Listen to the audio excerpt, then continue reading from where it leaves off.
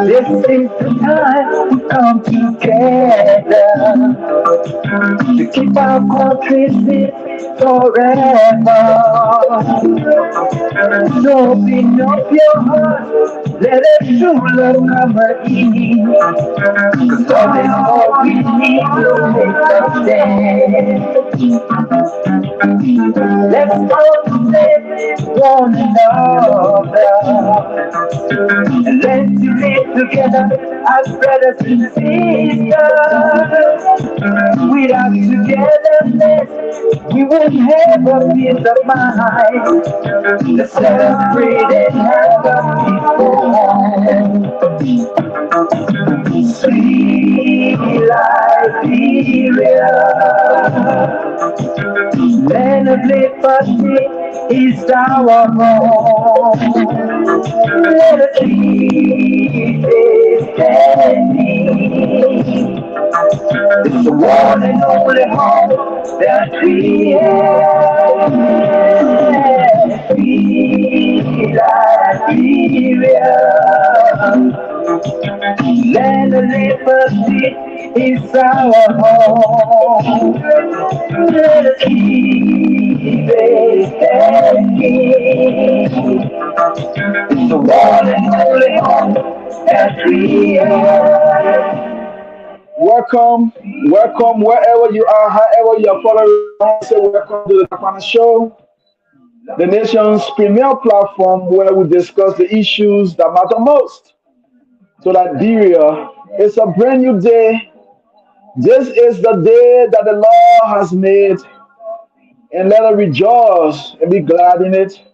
So there's the last day of the year 2022. We will never ever see 2022 ever in our life. Never ever. Yes, we want to say we're grateful to the Almighty God for carrying us through. From January 1st, 2022, now we are at December 31st, 2022. We are grateful to the Almighty God for allowing us to be counted amongst the living. We are excited to be back with you on this special broadcast. We want to say welcome wherever you are, however you are following. Share the live. Tell a friend to invite a friend.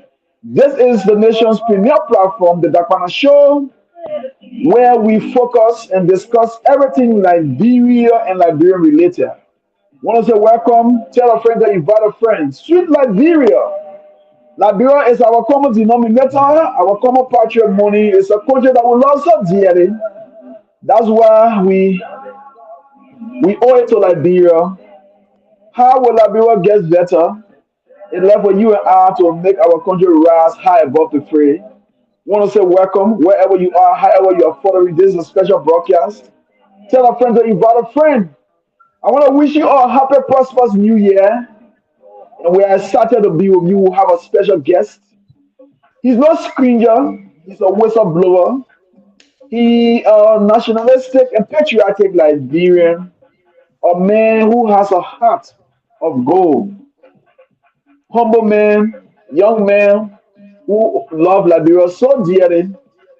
Because of his love for country, he is faced with what he is going through today. Want to say welcome. Tell a friend to invite a friend. Share the live. And we want to say welcome to the broadcast. We are excited to be with you and want to say thank you all. The Dakpannah Show is a thought provoking and stimulating talk show that discusses topics of national significance. We agree to disagree with dialogue and not confrontation. On the Dakpannah Show, we exercise high level of civility. We afford all the opportunity to come on here and discuss Liberia. The Dakpannah Show is a conduit to promote peace, reconciliation, and national unity. On the Dakpannah Show, we seek to make Liberia a wholesome, functioning society for all of us. We solicit the views of every man in Liberia, no matter the political divide, no matter your political leaning, your political affiliation. You are all welcome to come in with recommendations, suggestions, analysis, and so forth. Welcome to the broadcast. If you don't know who I be, I am your one and only, the indefatigable, perspicacious Dakpannah. I'm not too well, but we have to do it for our country. I want to say welcome to the broadcast. Well, I want to say welcome, Mr. Shelton Duo, all the way there in Minnesota, the state of 10,000 lakes. My dear brother, I saw you like in a mode of preaching, and I know you are sending a message across to the entire world. And I thought I was a pastor over there, but later did I get to know that it was my dear brother Shelton, trying to motivate, Liberians. But welcome, brother. Yeah, thank you, Dakpannah. Thank you. It's a pleasure again for us to be here. Like you regularly say, even though Ellis has dropped, but we are way to get in soon with some panelists that are supposed to join us in the show. But like you said, I just did a show, postcard Mm, where I'm trying to like I'm trying to encourage friends around the world as we're about to transition from 2022 to 2023. I just send out word of encouragement because there are many people who may think that sometimes they mm, made resolution last year, their resolution are not come true. They may feel complacent in making another resolution. So it is our duty as well to just send a word of encouragement for the mm. father you made a solution that it did not come to pass. It doesn't mean that it will not come to pass. It's just a matter of time and season. So I just decide to just do that so that at least it can serve as encouragement. Because mind you now, Dakpannah, like I told you or like I said in my live podcast, there Mhm. are us again, some of our brother and sister sent the 31st of last year December.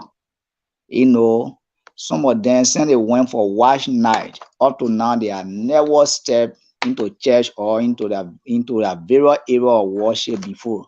But they Mm. are waiting only today for them to go back to God and make another Yeah. resolution. So it's also good that we bring this thing out that the God that we serve it's a everyday God. Even when you Mm-hmm. read a book of 1 Thessalonians 5 verse 17, you will get to know that when you read our scripture, will tell you we should pray without ceasing, no matter the difficulty, no matter hard time or good time. It is our responsibility as a Christian to serve God. So I just thought it was to just bring that, a word of encouragement so that I can encourage other guys. Yeah. So it's a Definitely. begin for as we await Ellis Yeah. Williams He was back. here, but I don't know for some reason he dropped, and I keep watching. I haven't seen him yet. Yeah, so as I we haven't seen await him yet. to discover So we are Liberia, still. I know that the show will be very, very, very hard. The show will be, there are a Yeah. lot of people are expressing interest already that they will join. They are following already. So we Okay. pray that in soon so that we Mhm. can discuss what we ought to discuss. Yeah. Definitely, definitely. Yeah. We want to be grateful to the Almighty God that He was able to take us from January 1st. Now it's December 31st. In other parts of the world, people are already celebrating the new year. But for us, we are still here. Somebody jokingly told me, that, well, okay, I jokingly told somebody, I said, when the war coming to an end, when you guys start to be like, facing, you know, the Almighty God, like for Judgment Day, we will be here still celebrating, enjoying ourselves, but he said, who told you that when the world come to an end, it will come to an end at the same time? I said, no, but we got time different. So how we having the same time? Yeah, we'll be there going through judgment while we still be here enjoying for a few minutes. We'll get mad time, we'll take to be repenting. For asking God for forgiveness. Because for where I am, like right ahead of me, 8 hours. 8 hours. So I would have 8 hours. Wow, again to do, But go ahead, shut down our brother calling us. Let me see what's going on. Yeah. So thank you. Like you said, we are here to discuss Mama Liberia as we patiently wait to get our guests join us so that we can discuss. Like we said, the man who coming is not a strange person to to media. As we all know the issue. Okay, I think the guest is here already. So yeah. So like I said, as we all know, Ellis Williams, some of us have been Hmm. following Ellis Williams. We know who is Ellis Williams. Thank God he is Hmm. here. He will talk about Yeah, himself. But in my definitely. mind, what is Hmm. going on in my mind when it comes to integrity issue, I think we can hold is one of the person that we can hold in high esteem as well. Because in our country right now, when people who try to bring out issue or who try to be straight, many people have problem with them. So it is good that we got him here today. He will Yeah, mostly talk about leges and some national issue in our country today. So at least thank God that he is here. And we also are way yeah. to get our panelist Hmm. John soon. Yeah. Yeah, thank you, Shatta. So I want to say, so they will have as our guest Mr. G. Ellis and Williams. I guess that Ellis is Alexander because it's not an E-L-L-I-S, it's A-L-E-X, so I guess it's Alexander. Well, he's the former director, deputy director of LISGIS. He will get on his full portfolio. Well, he's a whistleblower and he has come to share the platform with us to talk about the 2022 population census and other things surrounding LISGIS, Liberia Institute for Statistics and Geo-Information Services. Mr. G. Alex and William want to say welcome to the Dakpannah Show, and we are glad to have you on the last day of 2022. Welcome. It's a pleasing pleasure to join you on your show. Uh, it's always good to talk to the Liberian people, both home and abroad. Mhm. And I'm open to having a very fruitful discussion with you and the audience. Mhm. Ellis Williams is an ordinary young man with a humble background, school all through his entire life in Liberia, except when he had to go to the Czech Republic to pursue graduate studies. He's humanitarian. As a matter of fact, he runs one of the local non-governmental and non-for-profit institutions in Liberia that is providing free computer literacy training to young people and that of small business skills as well as agricultural training. So he's an everyday man who's involved into everyday activity. Okay, that's good. That's good. Want to say welcome. We're excited to have you, as I earlier said. It's good to talk about Liberia and have a man like you who is very insightful.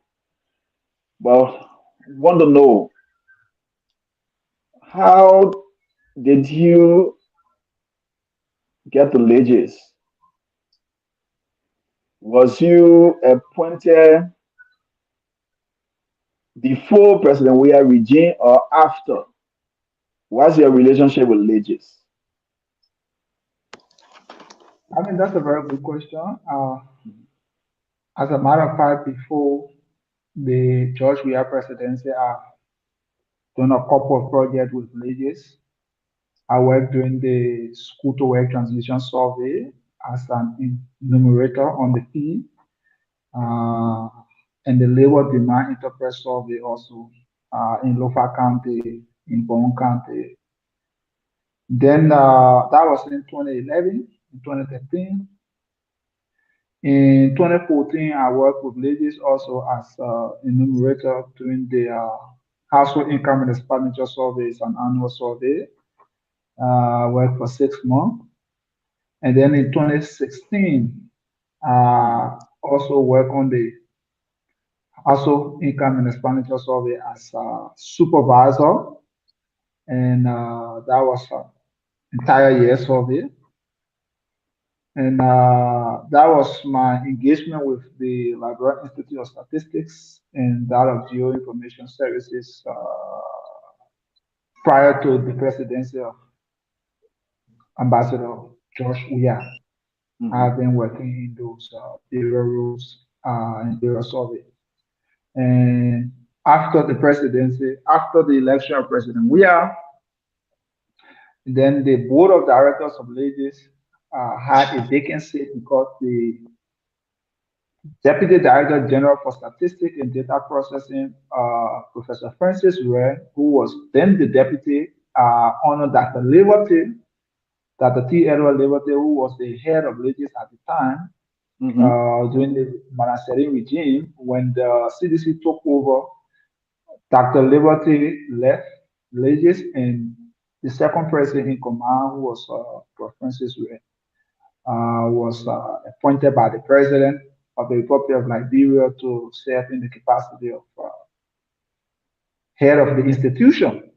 And so, by virtue of his ascendancy, there became a vacancy. And as per the Act of Legis, the 2004 statistical act that created the Liberia Institute of Statistics and Geo-Information Services, precisely section 58.2 of that act gave right to the board of directors of LISGIS to hire 3 deputies director general, which is also known as 3 deputies for or 3 deputy statistician general in summary. So the first deputy statistic general is the deputy statistic head for statistics and data processing, followed by the deputy statistic head or deputy director general for information coordination, and then lastly the deputy director general for administration. And so the Legis Act, if you read the Legis Act, it gives 100% right to the board of director of Legis to hire these people to serve in these 3 capacities. And so on the basis of that, I was hired by the board of directors of Legis. As a matter of fact, my probation letter that I received for the first 3 months clearly stipulate that. And after serving my probation for 3 months from March to that of April and May, in June, I got formally employed by the Board of Directors of Legis as the Deputy Director General for Statistics and Data Processing. So, I mean, historically, that is how I, left from an enumerator to a supervisor and subsequently to Deputy Director General for Statistics and Data Processing at Legis. Okay. So before Shelton come in, I want to know, how was life reviewed at Legis? Was it unbearable or was it all smooth?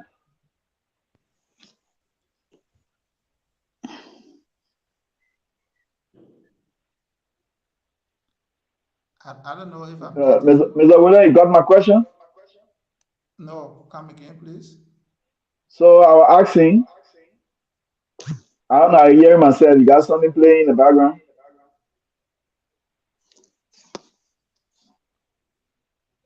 Okay.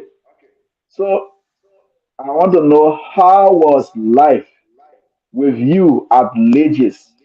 Was it unbearable or was it smooth? I mean, since I went to Legis, Mhm. as Deputy Statistician General, it has been a lot of challenges, uh, some growth. But yeah, you So gotta adjust. We like you very low. I don't know what's happening. am I sounding better now? Yeah. Yeah, yeah. Go ahead. Okay, so I'm saying since I took over as Deputy Statistician General at the institution, it has been a time of challenges, Mm, mixed reaction, mixed feeling. Uh, Many people don't want to do what is right. They don't want to listen to professional advice. And so, I mean, in summary, it hasn't really been a good one. It hasn't really been a good time. It's been time that you have to sometimes think as to whether those who you work with are actually human and whether they actually love the country and know what they want to do. So it has been a tough time. okay. So what we would like to do right now, we'll like to give you ample time to explain some of the things that occurred at Legis when you was there. What really went wrong? President Weah came up and dismissed you and Wilmot. And before then, you came up and you talked about the censor not being done properly. You also exposed some illegal activities at Legis. So you can explain to us some of the happenings at Legis up to you leaving. I mean, but the first thing I want to say is that Hmm. a person who resigned from an entity cannot be dismissed from that entity. Oh, you did So, resign? of course, I mean, Okay. my resignation is public. I even posted evidence of my resignation on Facebook. I Okay. posted the email, I posted the letter, and everything on Facebook. So I mean, it's not contestable. I even posted a reply from the one of the board members before even the president announced a so-called dismissal. So the issue about me being dismissed is far from truth. As a Okay. matter of fact, I just explained to you the procedure to be hired, in the institution, especially at the level of the deputy. It's not a presidential appointment. So there's nowhere the office of the president can show you any letter, anyone there, or even the office of the or the level of the Senate, because when the president appoints you, most time you go for confirmation. And so if that was the case, I would have gone for confirmation. And so, but I mean, that was never the case. I was never appointed by the president. It's not a presidential appointee position. It's a position clearly stipulated by the law that the board hires and the board fires. So that's the first thing I wanted to get clear, that Hmm. I resigned on the 12th of November.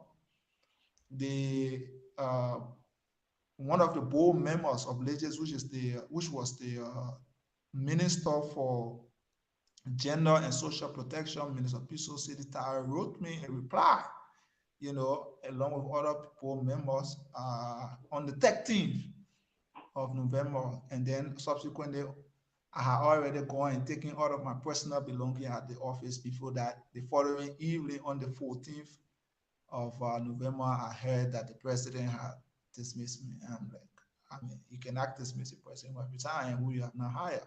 So that's the first thing I want to make clear Hmm. before even going into the matter. Okay, but then what is it at Legis? Legis is a very beautiful place. Legis is a place where all well-meaning Liberians should pay attention to, because Legis provide that which is so essential for whatever you want to do in the country. There's a common adage that says, he who fails to plan have already planned to fail. Now, how do you plan? You plan on the basis of data or information that you have. You don't just plan randomly. Today, even at your house, if you were to be asked how many cup of rice you eat, or your case or your family eat, it will be on the basis of the number of persons in your household or in your house that will determine the amount of rice you buy.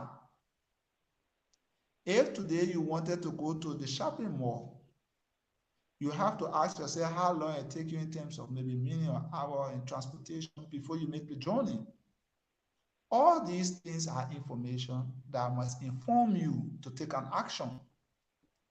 And LISGIS is that institution that must provide this information or this data to national government, policymakers, NGOs, schools, business people, that they will utilize for investment purposes, for development planning, and whatever you can think about.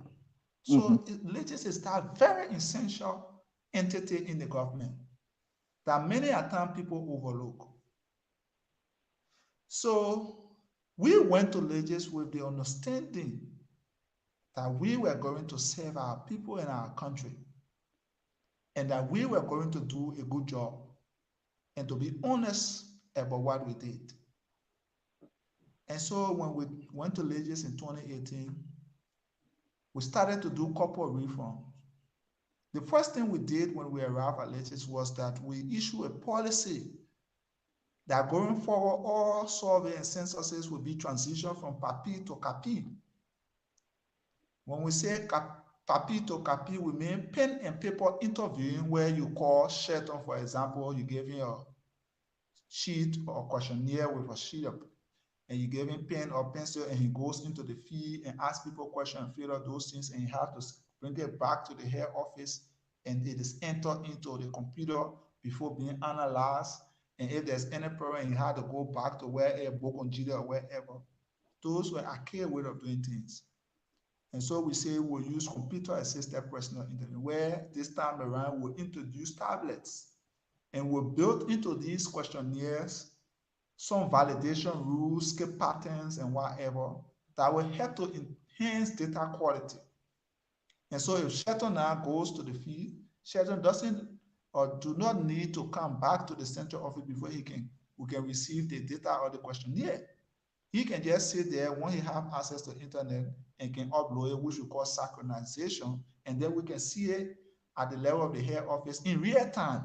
And if Shelton is having a challenge, we can immediately call Shelton and say, you have XYZ problem. That is very important because it reduces data processing time and enhances data quality and gives shorter time for dissemination of report and analysis of it. And so that was the first major thing we took into consideration, and it went through, and we started to optimize productivity. After that process, we still led some couple of activities, and other people felt insecure. Other people felt that we were being more transformational. Many times they would come to us asking us to put our hands into the cookies jar, and we said that was not what we came there for. So, life started to be unbearable. Many times I would go to my office. In fact, my entire function as Deputy Director General for Statistics was being usurped now by the head of the entity. And so all of what I'm supposed to do, he would now dedicate responsibility to people to do. And so on many occasions, I will complain to the board of directors of LISGIS because that is the chain of command. I remember there was this Liberia demography and health survey that was appointed as the project coordinator. And when I went to do an audit, a physical audit of those assets that were bought prior to my ascendancy as project coordinator, I was prevented from doing the physical inventory. You know, they said, for instance, they bought 4 vehicles, there was generator being purchased, there was stationary and other things. And so when I took over the project, I said, let me go and see, because as project coordinator, you must know the assets and liability of the project. And so I started to be prevented. And that was the first time I resigned as project coordinator. But many people don't know the story. So because of that, and because of that, as of corruption preventing me, I resigned in July 2018 as project coordinator of the Liberia Demography and Health Survey. But many people don't know the story. And then subsequently, I went as the census project coordinator. Mm-hmm. Again, there was this back and forth. I had to resign in August 2019 because of the same corruption thing. Many people also don't know the story. I had to resign as project coordinator of the census in September of the same year. I left and I went to the Czech Republic to do a double master in official statistics. And so when I returned, in fact, prior to my return, after my graduation, I was trying to pursue a PhD. And then I got this call from the Minister of Finance and other partners like the Swedish, the UNFP, and others, that I needed to return to the country. That was 2021, to return to the country to help with the census because they were having some challenges. And I mean, like anybody who mean well for his or her country, you will want to serve your country at any point in time you are called upon.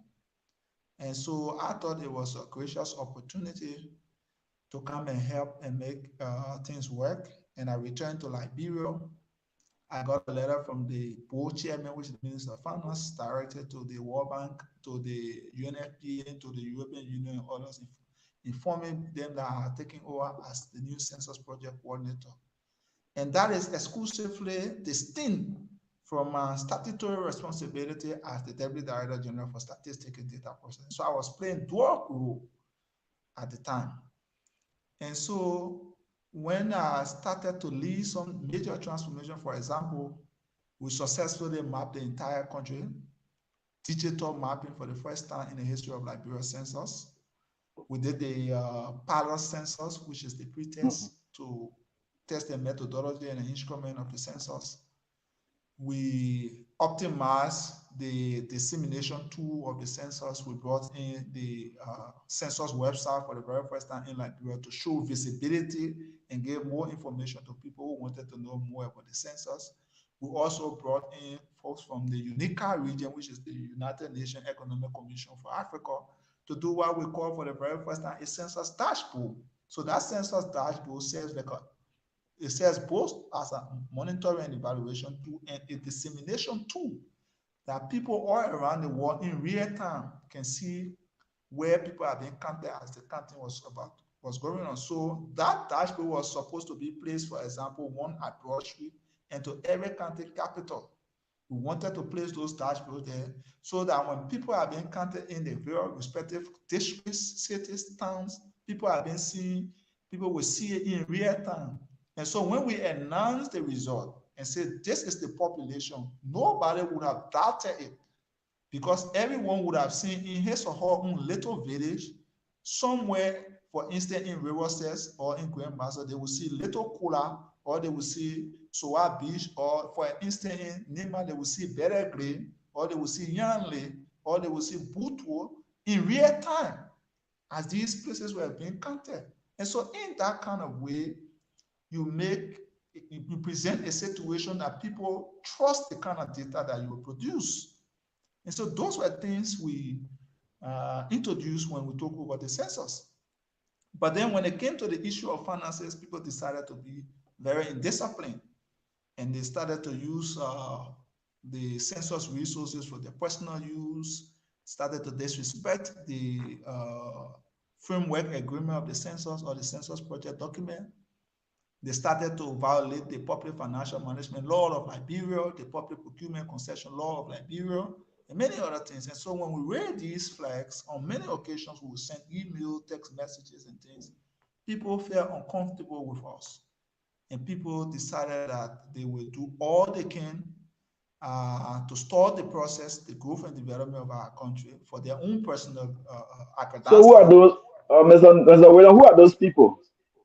I mean, when I say those people, I'm referring to the folks at LISGIS, I'm referring to Professor Francis Rare, I refer to Wilmot Smith, I refer to Lawrence George, and even the Minister of Finance, who I later realized was a part of was a part of the cartel or the clique, that was involved into all of these things. So these are the people. When I say people, these are the individuals I'm talking about because these are the people who suffocated our country to where it is today in terms of denying the Liberian people quality and accessible data and real tangible information for the growth and development of our country. And so things started to further worsen. And we reached a point where all of the professional and technical advices we were giving them, they thought that they would not listen to it. They would do what they wanted to do. And so we stay back, we look at them, and at the end of the day, they feel flat. And today, the census is in complete tatter. The census is in a complete state of ruin. The census is in a complete chaotic situation that we don't want to see, and that is not, which is not beneficial for the country as a whole. And so there where we are in summary form, there where we came from and there where we are. The Liberia Anti-Corruption Commission did an investigation when you raised the red flag. How did it go? What was their findings? I mean, I don't know if you listened to the findings that was being announced, Hmm. but all of the allegations that I said or levied against my colleagues, Hmm. we went to the investigation at the level of Liberia Anti-Corruption Commission that is statutory charged with the responsibility legislatively enacted into law to investigate acts of corruption. And all of the other folks had a lawyer, which is Councillor Bono Vama, that they pay using the taxpayers' resources of the Republic of Liberia. The census money was paid to Councillor Bono Vama to defend, to provide legal representation for Lauren George, for Wilmot Smith, for Francis Ray, and the likes of other people who stole from the Liberian people. They used the Liberian people money to hire a lawyer to defend them.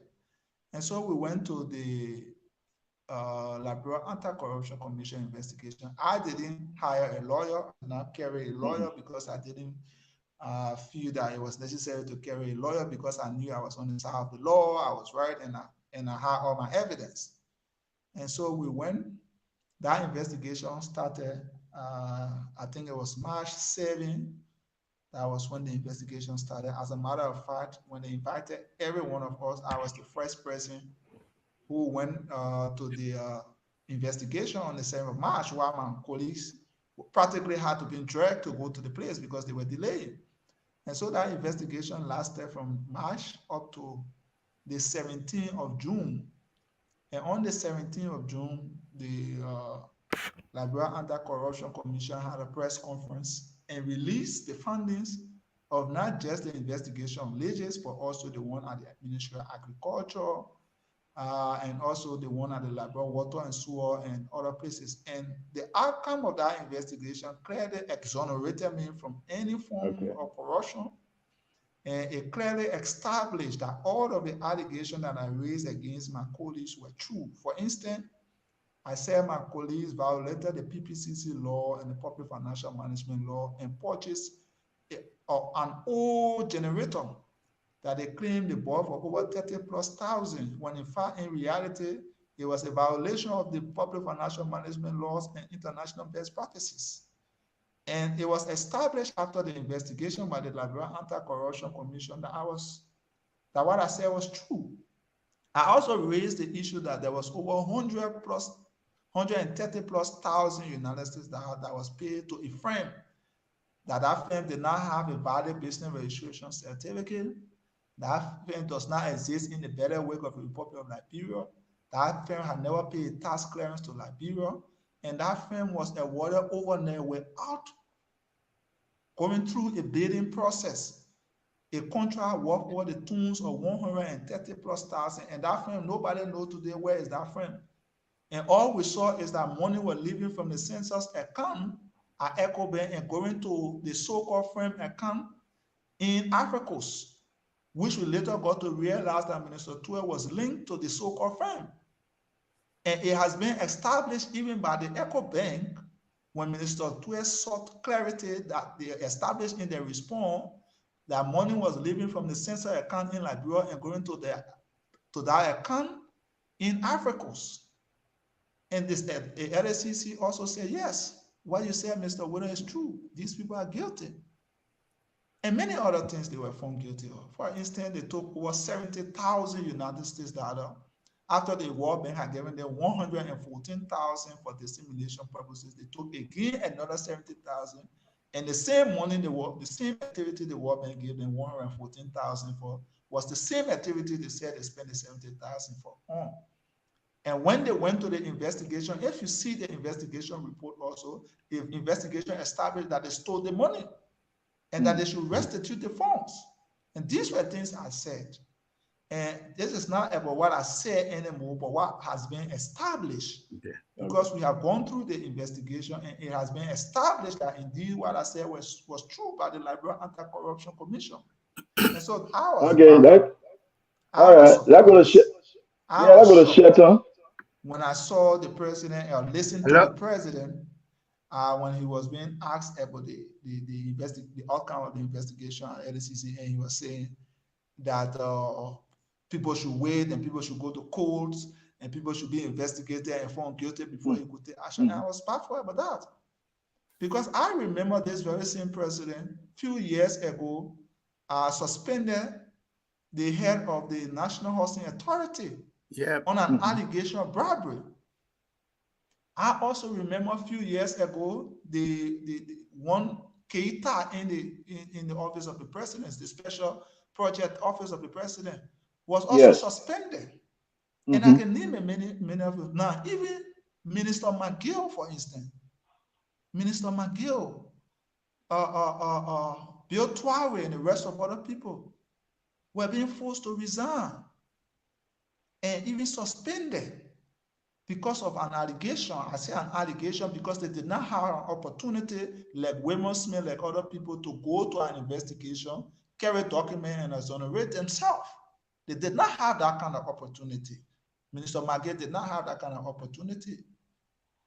Bill Tware did not have that kind of opportunity. But immediately they were announced and placed on sanction. They were being suspended. But here is the established legal national institution clothed with a responsibility to investigate acts of corruption. And these people have investigated and found probable cause that these people are guilty. And then the president of our country that should uphold the law of the country. Okay. When in fact the head of the entity was at the will and pleasure of the president, the president could not muster the courage to have suspended these people and ask them to go and exonerate themselves in the court of competent jurisdiction. I felt at that point the president beat integrity below the belt. And I was disappointed in the president because this is the president I have supported all through my life. This is the president that I love. This is the president I went to prison for. Some of you don't know the story, but some of us went to prison in 2013 September along with the likes of Koji, along with the likes of Moruba Moru, along with the likes of Julius Jensen and other people because we stood for the CDC. Because we said that Madam President must resign because she was not implementing the Truth and Reconciliation Commission report, because we call for war and economic crime code in the country. And these were things that made us to love the CDC because that is what we stood for. But if today we come to power and we can no longer stand for what we believe in, and we digress, and we start to do our own will, this Ellis William is not that person who's going to be part of that kind of system. This Ellis M. William has an understanding that he goes to government to serve his people, not to enrich himself. This is a young man who went to government even before and after he left government. He did not own a single bicycle. He did not have he does not own a car. He does not have a house. But he presided over a 24 million United States dollar plus project, and he did not take a dime. So, Alex, well, let me hold you there, Alex. Alex, let me hold you there, and quite frankly, I love your narration, and thank for this appearance on the Dakpannah Show. So, viewers, if you just joining, of course, this is Alex Williams, the guy. I see Shelton smiling. Yeah, the man Alex Williams, the man who blew the whistle there at the at LIGIS. We're talking about the Liberian Institute of um, the Bureau Institute of Geo-Information Services. That a body that was established by the act of the National Legislature. Of course, we're talking about July 22, 2004, and it was the time of the transitional government, and it was somehow approved by the chairman of the NTG at the time. And Mr. Williams, thank And you very much, and thank you for weighing in. And I must admit, I love the stance. And you took, yes, that you said. When it comes to the CDC, this is something we spoke of. We will not shy away. We will not shrink away, and the rest of it. You continue to stand the ground. You don't want it to appear like you're leaving from the frying pan into the fire. Kudos and great job. But let me ask you, and yeah, Mr. Akwe, before you jump in with your question, yeah. I was just like John the Baptist paving the way for the Messiah. Oh no, but So I'll now turn everything over to you. Go ahead and moderate. I'm in the back because I'm not faring too well. oh Thank yeah, you. but I guess you saw the text, and as a result of the time, Yeah, where yeah, we yeah, definitely might be able to just do it, for. yeah. So if you're just joining us, my name is James Akwe, and I'm right out here in Waterloo, Iowa. Shelton Duo is in Minneapolis and Minnesota, and Dakpannah is in California. Yes. So again, this is the Dakpannah Show. We say, many thanks and welcome.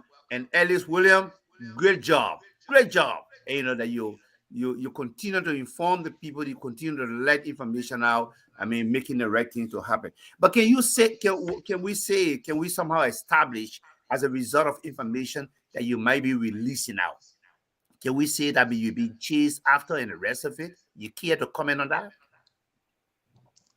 What I can say for a fact is that I was being harassed, I Okay. was being intimidated, my life was at risk, I was receiving threatening calls and messages.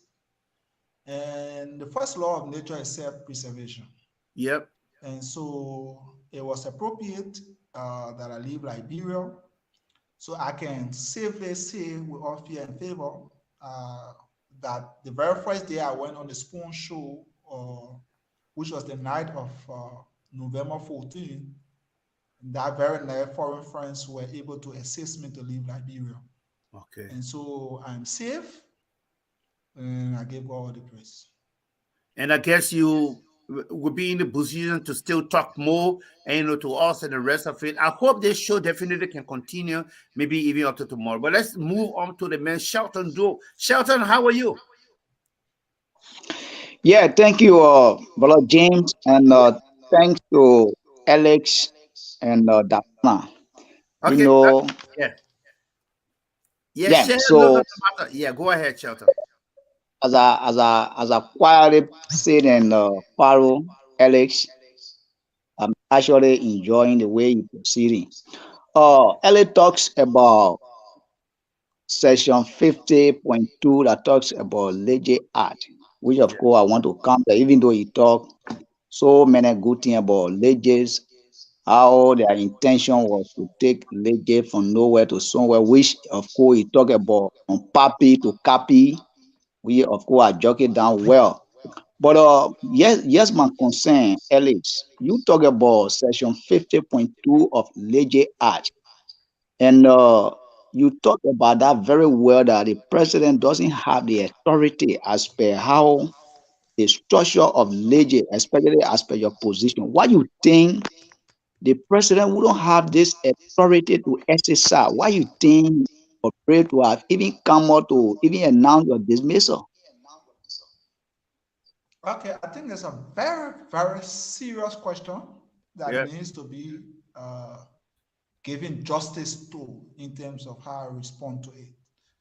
So, Dakpannah, I send you an audio.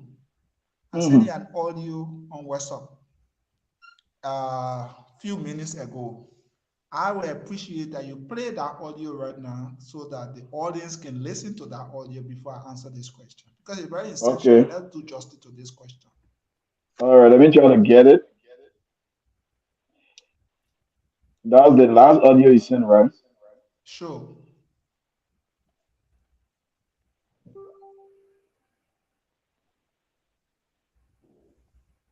Okay, I think I got it. Yeah,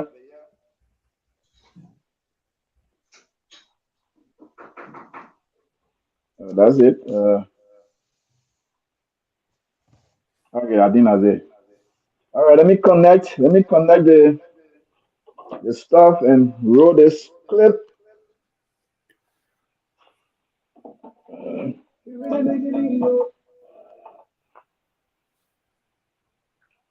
So yes, I mean, viewers, if you are just joining us, this is the Dakpannah Show, and we are in conversation with Alex Williams. Alex Williams, if you probably do not know, one point in time worked with LISGIS. He blew the whistle there. I mean, I mean, the ongoing corruption. I mean, the noise that who was around the census and the rest of it. And I don't know whether we can even describe this as a successful census, that was conducted so far. But the importance or the essence of census. This is Engineer G. Ellison Williams, the Deputy Director for Statistics and Data Processing Agency. Yeah, Alex, women have spoken. What do you want to say again? So the first thing I want to encourage women to stop going to the media and providing false information to the Nigerian people and to the president as a whole. You can't be serious, Alex. Let me say for the record that Women's is playing with a serious national issue that has to do with the planning and development of this country for the next 10 years. How can women and others inform the Nigerian people that will have census next tomorrow when in fact it's over 17,071 enumerators and supervisors that should be counting people in Nigeria has not been selected? I encourage you to go right now on the LISGIS website. You will not see a final list of those who have been selected to serve as supervisors and enumerators. So who are those going to be counting our population? Alex, before you go ahead, are you still serving in that capacity at LISGIS? Definitely. What going on? We must say number two. Number two. Up to as I speak to you, there has been no formal contract signed with any enumerator or supervisor. So who are going to do the enumeration? It's us. Parents, statistically, everyone has no understanding of census and statistics, and you continue to mislead the people. Statistically, when you conduct this census, you have three, even if you check in the latest census manual, you have a minimum of 3 days before the enumeration era that these supervisors and enumerators will go and canvass the EA. Canvassing the EA means to know the boundaries of the EA and the quality they are going to work in. After that, they will do what we call a also listing. That is, they will number each of the structure within the assigned enumeration area and determine and number of households that they will deal with. Because you have to have that record before you start to do the count. Because it is that record will tell a particular enumerator, say for instance, he has 50 also and 250 structure, for instance. It is that record that will tell the enumerator the progress he or she has made so far in counting the number of structure and household within a particular locality. And that's not been done. Besides, there are series of difficult erosion and challenges all across the country. You saw all across the country, for example, in parts of people are protesting, in Lima, people are protesting. Yeah. Women say because of mobile money and means and all kinds of things, they've been settled now, or they are settling in one to things right. So this is common sense. This is common sense. Today is Thursday. Tomorrow should be counting. People don't today, as I speak, nobody know where they have been finally selected as supervisor or enumerator. None of them know where they are going to be working. You know, there's no formal contract. Yeah, you can't be serious. Well, I mean, this is something that I'm putting out in the public, and I'm alive. I'm saying it for the record. So let women show you one contract has been signed by an individual who is going to serve as a enumerator, so that binds the institution and that individual together with the terms and conditions and plan. There is no such. How are you going to do, for example? People are going to go to Fumati. People are going to Kuruka and Babalu. People are going to Papa and Great Cape. When did they start to leave to go to those places? He said they are already there because they were free. They're already there. That's fun. That is living. Okay. That's fun. And No, let's play to the this is the end. one I want to say. And let me be on record. You want me to stop here? No, Yeah, continue. yeah. Okay. And the rest of the other people who are hijacking the city of national protest to stop doing what they are doing. Because they are embarrassing the government and they are embarrassing the country. And if they continue to do this, if they force it to go to session tomorrow, let me be on the record to tell you this. That we will not, even if we get up to the end of this, we will not achieve even 50% of the population being counted. Okay. And if that happens, as a whole rapper, as a professional person, you do anything you want to do for me, you will never achieve that. Because this process is not organized, it's dysfunctional, it is marked by corruption and incompetence. And this process. Okay, yes, What's your Dakpannah. portfolio at LISGIS? I am a deputy director. You stop here? Yeah. Okay. Okay, we But can start there. yeah, so viewers, For- I mean, you listen to the, I mean, to the audio there. I mean, speaking of corruption, that I mean, the entire exercise may not even go up to 50%, and that this is something quite embarrassing and the rest of it. Alex Williams is right before us here. Alex, talk to us more. Tell us more. Okay, yeah. And that was and those were some of the key things I wanted people to listen to. One, Yeah. if you listen to the end of the recording, I said I had an interview on the 10th of November, which was on a Thursday. Yeah. And the president had declared a holiday on a Friday. On a which was Friday. the 11th. And if you listen to that interview, I said nothing was ready. And that the census was not going to hold on that Friday. Yeah. Every one of us here can agree with me today that what I said is true. Yes. There was nothing Friday, really. Because everywhere across the country, not a single cat or rat, before I talk about human being, was counted. Not a single person had a contract. In fact, the listing was all in disarray.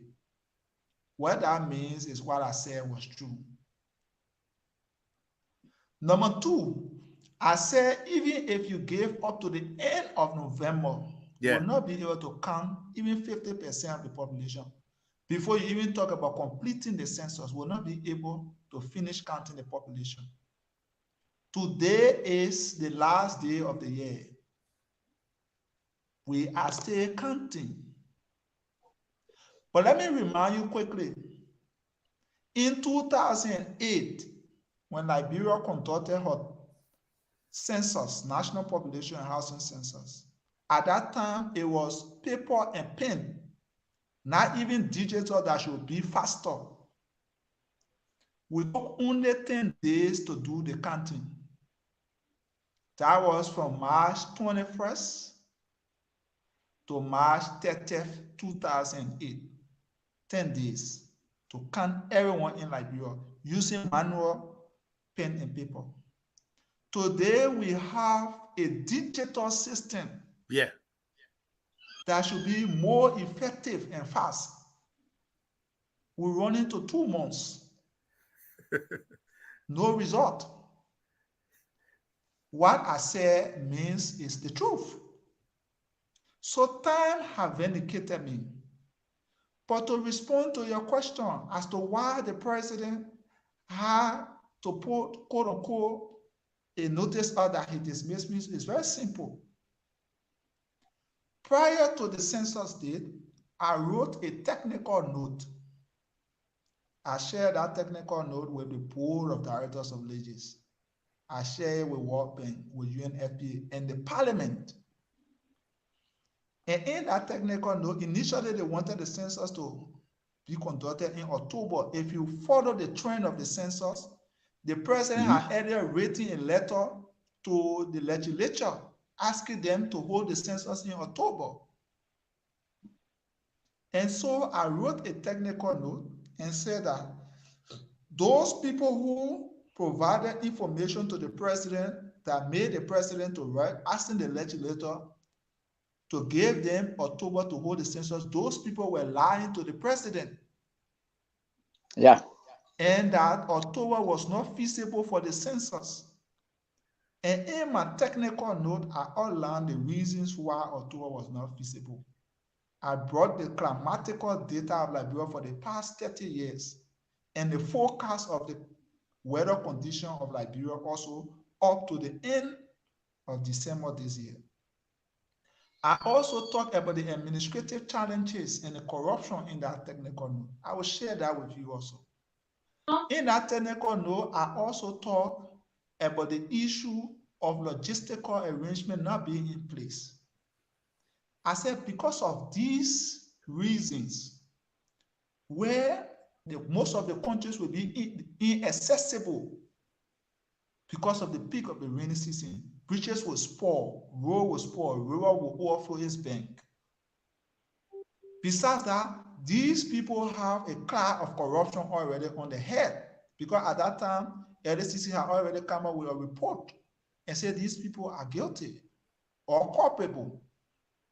And so the uptake of such a national process being presided over by a bunch of criminals doesn't offer well. Because let's assume everything went smoothly. The fact that William Smith, Lauren George, Professor Francis were indicted for corruption, people who have still doubted the census result. Yeah. Because if these people can steal little, how more these people cannot be easily manipulated by one senator or representative who will just give them money and say, I'm a population from my district or my county. So that I can get, people don't have credibility. Yeah, so that I can get maybe more lawmakers. Leadership of the over the census. Besides that, they will do something we call gerrymandering in censuses. Yeah. When we say gerrymandering in censuses, it means you inflate population of a particular area for political reason. Today, as I speak to you, the population in Grand Coup is far more than the population in Maryland and in Riverside from the recent census that we're conducting. And what is the pull factor? In other counties, you have investments there. You have companies and things that are working that will make people to go to those counties. In Grand Coup, what do you have there? Nothing. But you now have a census result that is almost ×3 the population of Grand Coup as opposed to Maryland and other places. And we map the entire country. I have the data for all of the enumeration areas in the entire country. I know the population per county and per clan and per district from the mapping exercise. So basically, when we go to do the actual counting, it's not basically about the numbers. Those are things many people don't know because they are not technicians. We somehow, some way already know the population of the country before the actual counting from the National Geographic Planning or Mapping exercise. Because it is at that stage we divide the country into smaller areas on the basis of household size and EA size. So we can already have an estimate or overview of what the population will look like. So the upcoming census, 16, so I mean the upcoming census is going to reveal that Grand Coup has more population than Maryland, and that is the challenge for which now they cannot release the result. Because these are the challenges that have been revealed. For example, Maryland now, the population of Maryland in 2008 and the population now in 2022. Only 3,000 people as per the result they have has been added to Maryland population, which is false. Yeah, Mr. Williams. No, I mean, shut on. Let William talk a little bit. We want to ask him a question, but he really releasing and he really feeding us and giving us information. Which is totally contrary from what we gather from the mapping exercise and what we gather from the pre-test exercise. The mapping exercise was 2021. Yeah. The pre-test was 2021 December. So the variance cannot be wild in 2022. It's not possible. Yeah. This is statistics. This is number. Yeah. And we will analyze these things. And people are playing. Because when you release your data, some of us will analyze it. We have this data. I was the Deputy Director General for Statistics and Data Processing. I have all of the shapefile for the country. I have the entire number of enumeration area in the population or household size. We have the Liberia demographic and health survey results. So we will overlay these things and juxtapose and do a complete analysis of the census. And I can tell you for a fact, many people in Liberia has not even been counted. If you now open the phone line to Liberians who are monitoring the show and you ask them to call, many people will tell you they have not been counted. For example, I can give you a typical example. In Pinsway, the entire police academy area, almost everyone there has not been counted. Few days ago, on Christmas Day, they sent people there to do what they call mock exercise. You understand? In Looking Town, in Point 4, many places people have not been counted. So people are joking. And that is why if you listen to that recording that I asked you to play, I told them that they should stop playing and they should stop joking with a serious national process. Now they have embarrassed the country. There's a recording I sent to Dakpannah. I would love you to play Dakpannah, the recording of the vice president, before I proceed with further questions or responses or answers. Please play that recording. We will try to we'll get only the audio of that. No problem. Okay. Sheldon, go ahead when I get it. And that recording is let me give the background about that recording. Okay. On December 27. Yes, Sheldon. That recording, you know, the vice president went on the Spoon Show, the Spoon Talk, on the eve of Christmas. And among several other things she said, they asked her about the census. And she said the census was uncle's. She was impressed about the census data and S, Y, and Z. And that on December 27, the census result, preliminary result, would have been announced. Today is December 31st, Madam Vice President. Where is the census result has been announced? How can you announce census result when people, as I speak right now, are working in reverses in one room at the county service center and just putting number in? Right now, as we speak. Right now. These people were dispatched on the 25th of December. We have their names and their photos and videos. So these are things we're going to be unveiling to the Liberian people. The census is a mess. But let's play the video and delve deeper into it. Okay. Yeah, let me try to get it. Let me try to get it rolling. Since you cannot get the video, just play. Since you cannot, let me play the audio. The video to show. You can do the audio. Yeah, let me do the audio because I made a mistake. I thought I had it here, but you're downloaded to the wrong place.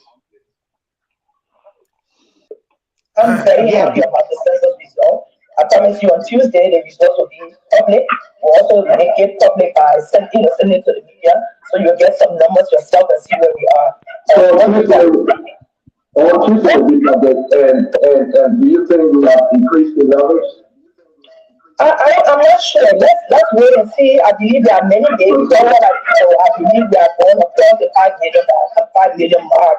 Because when you travel as well, you see little babies everywhere. So the preliminary numbers will come up on the 27th, and then when the markup is finished over the next 2 weeks, in January, before the president makes his State of the Union, I think he will provide the final numbers, and then it will go to the legislature for the other agreements that we have to make. So I believe we have done a very good job with the census and the additional information we get to help all of us look more keenly about who's working, who's not, what the real numbers are. Then maybe some of them are stuff can have a new. Okay, so that's it. Yes, so you listen to the vice president. The vice president said, very soon, December 27, 2022, the result will be out. Preliminary result. Today is the 31st. So today is the 31st, there is no result. What can we say? Did the vice president lie to the Liberian people? That's a question for the vice president, the other and other people to answer.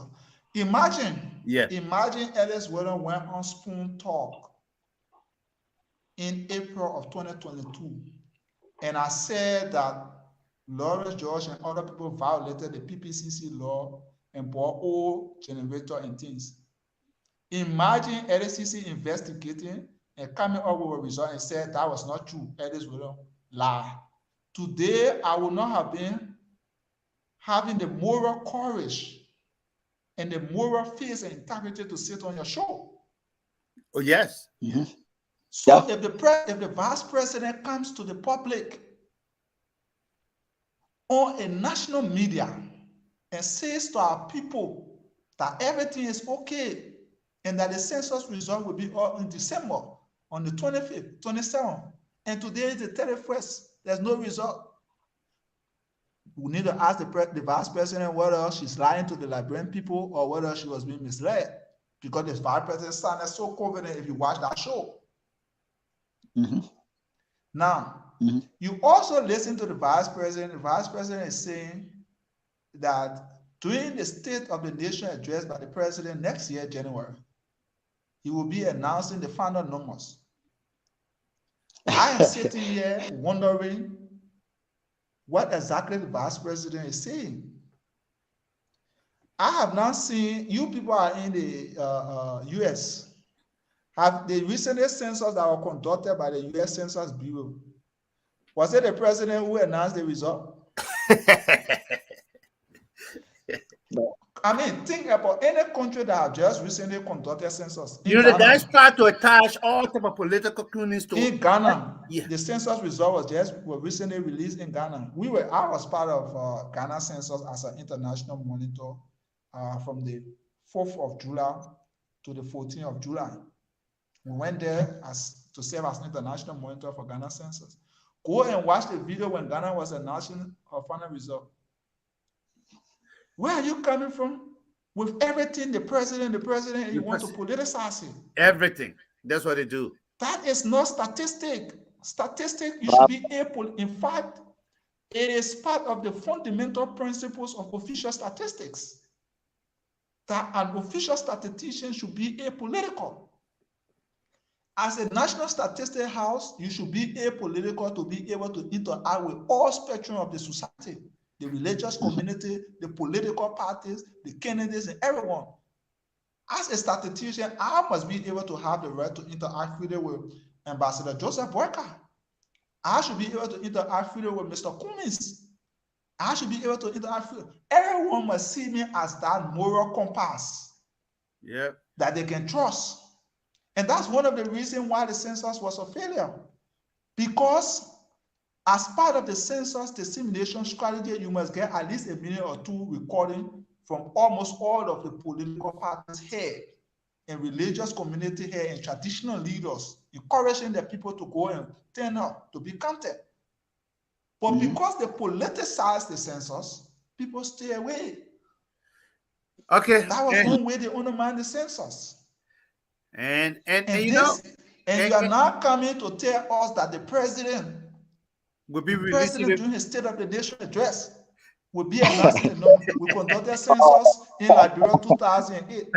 Was it any Johnson said who announced the number? Where are people coming from with this lack of understanding or professional thing and want to just manipulate everything and destroying the country? Because these things are going to harm the country. We have spent over 24 million of taxpayer money and donor funds. It has gone into the breeze. So let's push in. Okay, Alex. Alex. I mean, I love the line of conversation. I love your own narration, the rest of it. And look, I don't know how to even what to even say when it comes to the information, and that you continue to release out there, and definitely I know we will continue to be hosting you. Like I was saying, I'm supposed to be running to work very soon, but I know maybe tomorrow we can be able to continue. This particular podcast also. But let's move on to Shelton Duo. Shelton is just from Liberia, and he spent some time here in the US, about 3 to 4 months. And Shelton, you are listening to Ellis Williams, and giving us information about LISGIS, that information, that body of government, and that is clogged with the authority. to what, to analyze data, to collect data, analyze and disseminate information, not only to the government but to partners. And those information supposed to be used in a way and to benefit the people, like for politically and areas that are underrepresented. And when the figures are released, and definitely we you see that, maybe a particular lawmaker, if there were one or two, like we hear in the case of Grand Crew now, that the guy's trying to step it up, so it's purely for political reasons. And Shelton, talk to us, man. Shelton, do it. Yeah, brother James and Ellis, are following Alex to the extent that who doing this thing, man?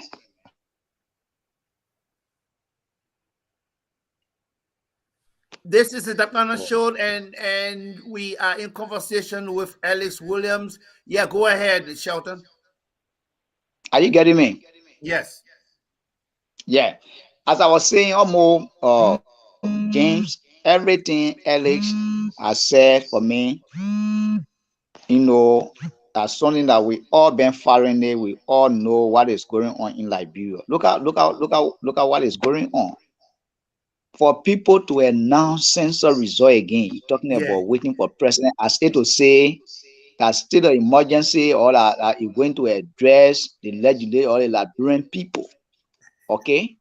But for me, Ellis have been flagging the issue even at the time I was still in Liberia. I can remember Ellis was one person who said, in fact, we should postpone the date of the census because we were not prepared as per a technical know-how, or as per one of the strategies of our country. And people see that, even to the extent that Larry Yankwe, Representative Larry Yankwe, I think he's a chair on the on what's the committee say?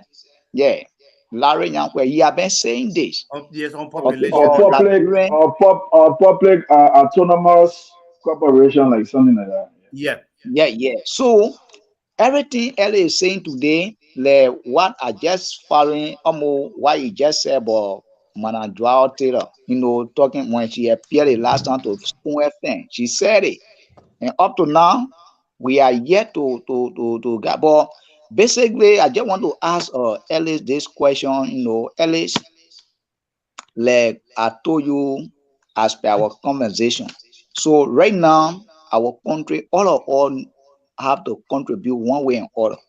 So what if today a President Weah was to realize a mistake, to say, hey, I think I'm not proceeding the right way. There's a need that I bring Ellis back so that we can see that the proper thing be done. What will you do? Let me tell you this. Whether it is President Weah, whether it is Ambassador Boyka, whether it is Tiawon Gonglo, whether it is Mr. Cummins, whether it is Simon Freeman, whoever it is that is the president of Liberia, and calls Ellis William back even 1,000,000 times,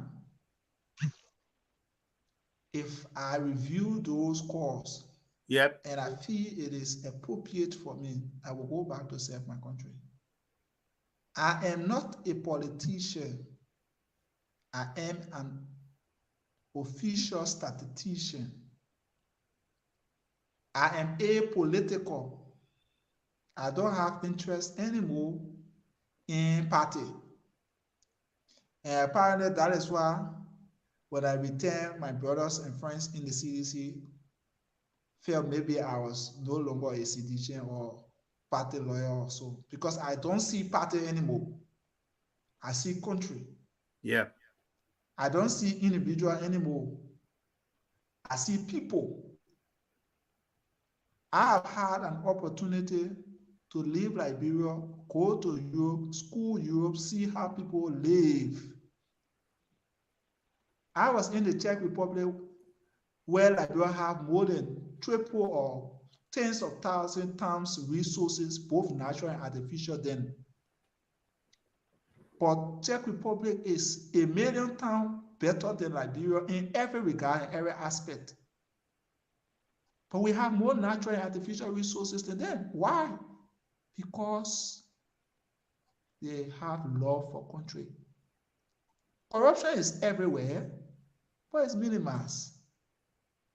But in Liberia, our brothers leave from there, go to America, you other places, come and see how these people things are organized, go back to Liberia, rather than doing what they saw for the people in the right direction. They loot the country. The number one problem in Liberia has been corruption.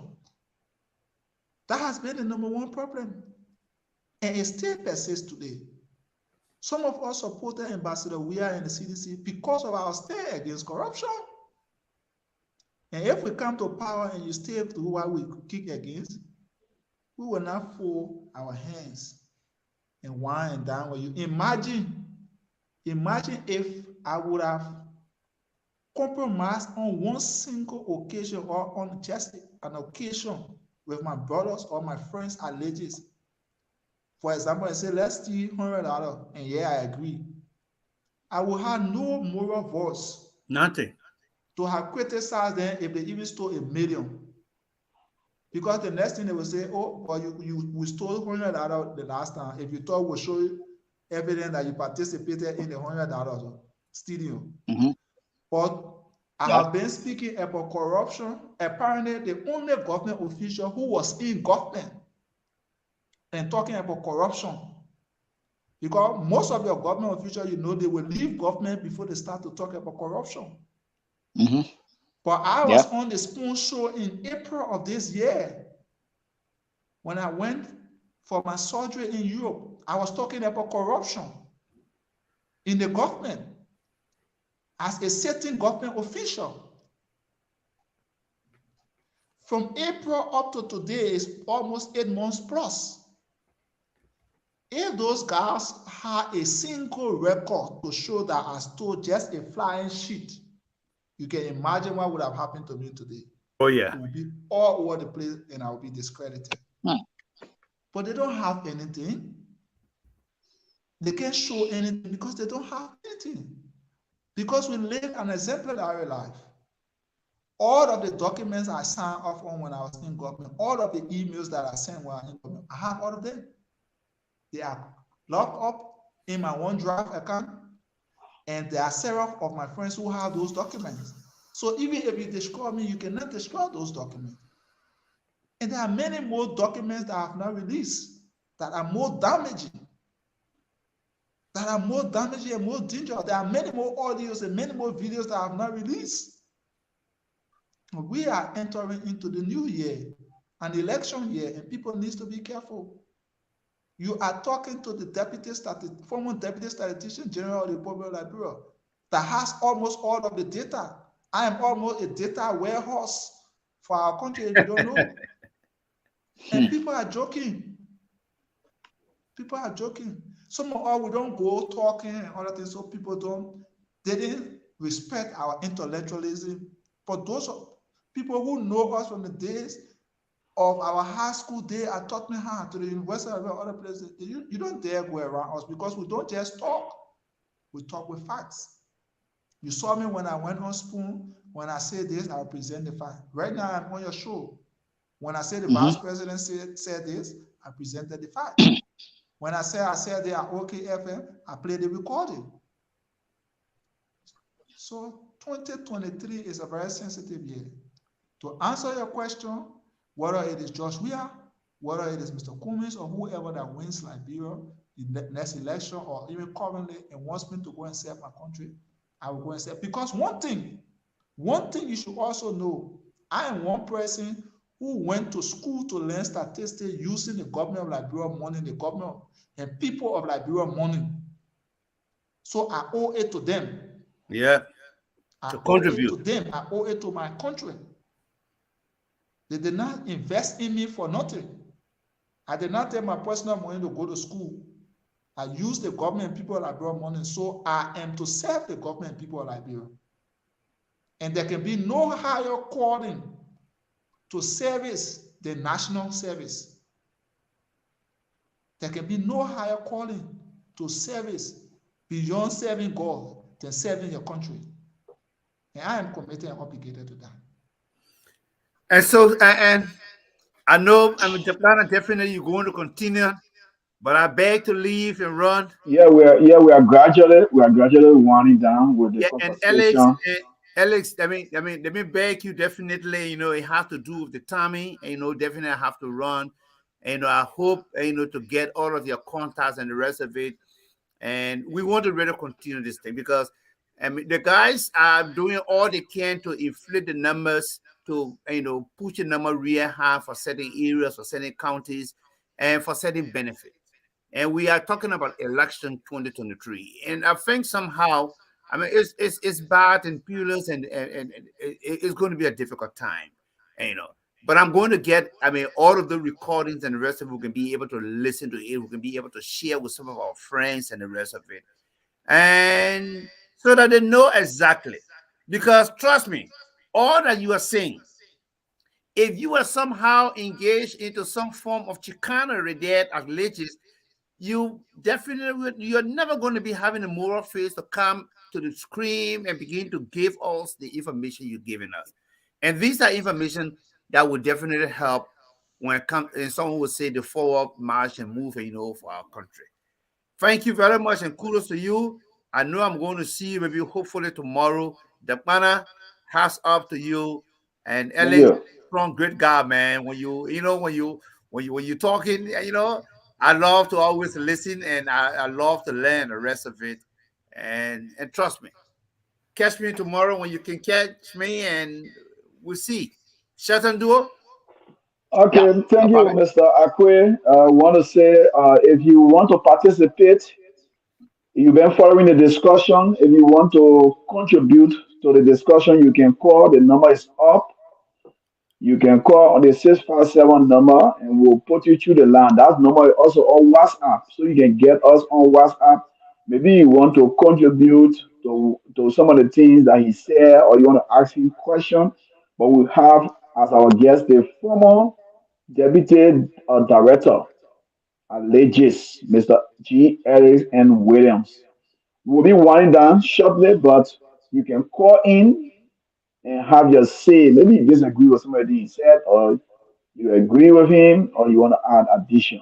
So you can call in and have your say. So, Shelton, you can go ahead while we're with the calls. Yeah, yeah, Alex, I was following, I think, some part of last month. I don't know, was that last month or this month? I came across an information from NEMBA where, Okay, those, Shelton, that's yeah, really right there. We got a caller here. okay. Caller, welcome. You know where you calling from? My name is Cole. I'm calling to tell my son Alex thank you. In Mala we say is you. Oh, is My you. country, I call it combat medicine. Okay, The man in myself in the same school. I should taught me how to. So I just proud of him. okay. And I tell him thank you. Is you. Yeah, thank you for staying up for your country. I follow the show. I even follow your opinion on school talk. Mhm. Brother. Yeah, thank you. Thank you for everything. Yes, that war we went through something hard. Nobody go through that war and just be compromised. So I trust you and it's you. Thank you. Thank you. Thank you very much for your contribution. All right. And Go let ahead, me say Shelton. thank you to my sister from Nima. My mom is Yeah. from Nima. So, She's as I was people saying, encyclopedia. I follow, there's a guy from NEMBA where he sees all the gadgets for LISGIS on ground that they have been working and they are not being paid. In fact, the way the process looks, it not looking encouraging, and police arrested him. But I was following that. I don't know this month or last month, something like that. But that tells me that the action of this guy are already validated. Almost everything uh Ellis is saying on our platform. So It tells me now, even if the government were to come up with a report today, if I actually give us some of our grant to even delve in a report, okay? So I think Ellis can, I don't know, you can make a recommendation. Is there anything that can be done, even though the government have been so recalcitrant, not listening to technicians that will properly advise them? But as we speak now, you now as a technician, what will you tell Liberian if the government were to release the result of the census today? Let me tell you what we are going to do. When the government releases the census result, we are going to open a website. We will ask all Liberians who have not been counted to send in their information so that the world will see, firstly, that the census is a 419 process and a mess. And I can tell you that the number of persons who will turn out to provide the information will be in the hundreds of thousands, because I know for a fact many places have not been touched and many people have not been counted. That's the first thing we're going to do, to prove to the entire world that the census was a flop. The next thing we're going to do, we're going to evaluate the census data. Mr. Ellis Williams, I want to hold you right there, and you continue, but I don't know. I see the name here, Priska Pauline. I don't That's know the who Minister this of individual Finance. is. This Priska Pauline, I don't know they are being derogatory or they trying to That's the Minister say of Finance. we need to raise money for Ellis Williams. The brother needs our help. Priska Pauline. That's the Minister of, I've received credible information that the Minister of Finance is not sick and he's not in the hospital in Turkey. Oh really? Then that's something we need to verify. I'm telling you something very Because we serious. all I saw the car, challenge but the we all saw the minister. accident, Mr. Williams. We all saw I the accident. We challenge saw the the car. minister to call on this show. Listen, Okay. let me tell you. Mm-hmm. Let me tell you. When I talk, I don't just talk. When I talk, I have information from my belt. I challenge the minister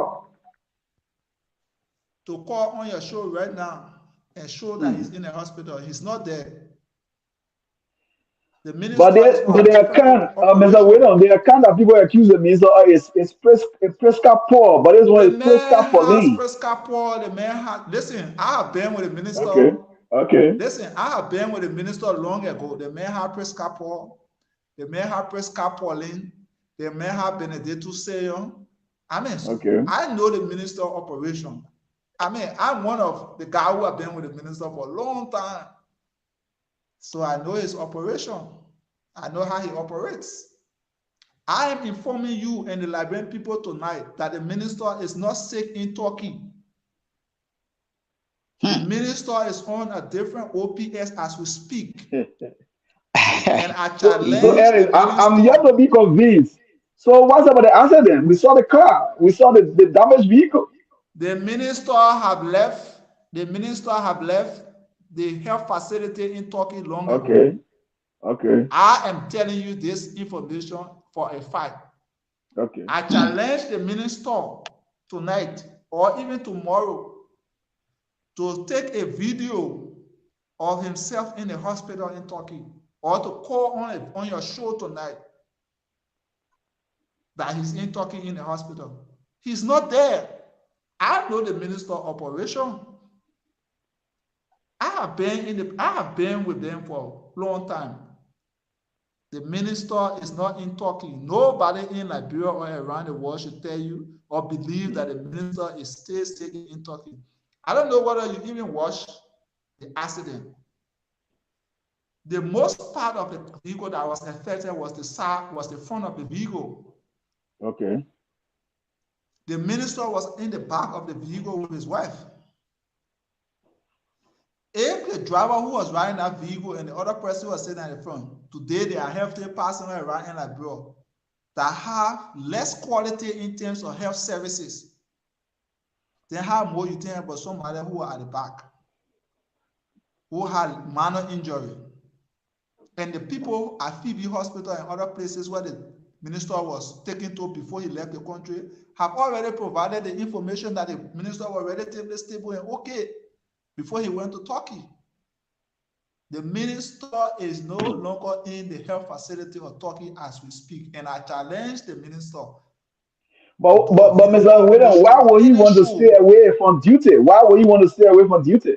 Because he's on another OPS, and at Okay. the next time I come on this show, the next time I come on the show, I will apparently tell you where the minister is on right now. I'm very serious about what I'm telling you. Okay. I'm very serious about what I'm telling you.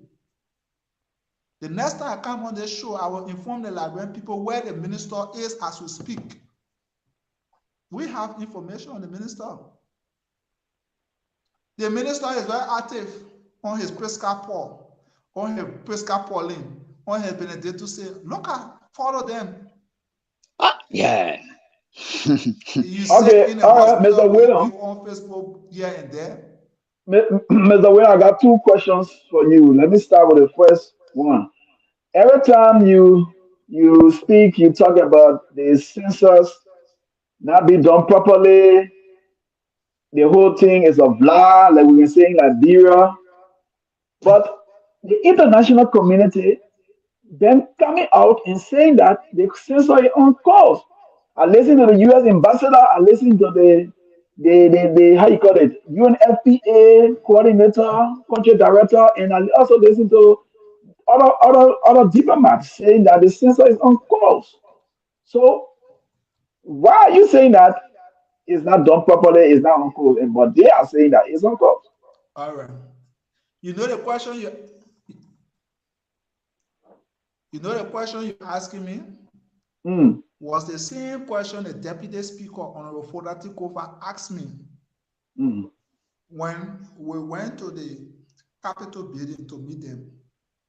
Yeah. When I said that the census was not feasible in October. But by the way, are you not aware that the United Nations coordinator, Neil Scott, the Minister of Finance, and the head of UNFPA wrote a letter to the president and said that everything was okay for the census to happen in October? Did you see that letter? Yeah, we did. We did see it.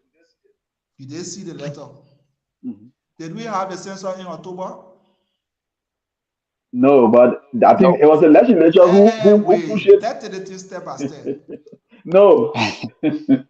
We had a census in October. No. When that letter was written, I wrote a technical note. And in that technical note, I told the legislature, because when they wrote that letter, they were writing that letter to the president so that the president can do a letter to send to the legislature, for the legislature to do a joint resolution for the census to be here in October.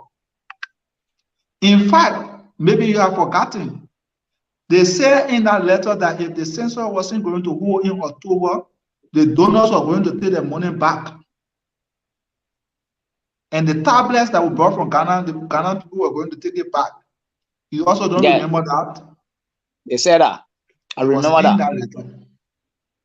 I wrote and I went to the legislature and I told the legislature that, number one, the issue about tablet that you're talking about, I was part of the team that went to the Ghana Statistical Services to arrange for the tablet. Ghana bought over 40,000 tablets that they use for the census. Ghana do not have emergency need for this census. They are our sister country. They give us the tablet and free. Even if we keep the tablet up to next year and we communicate to Ghana that we cannot have the census XYZ town because XYZ reason, and we want to ship it to this town, Ghana will agree. So number one is allowed.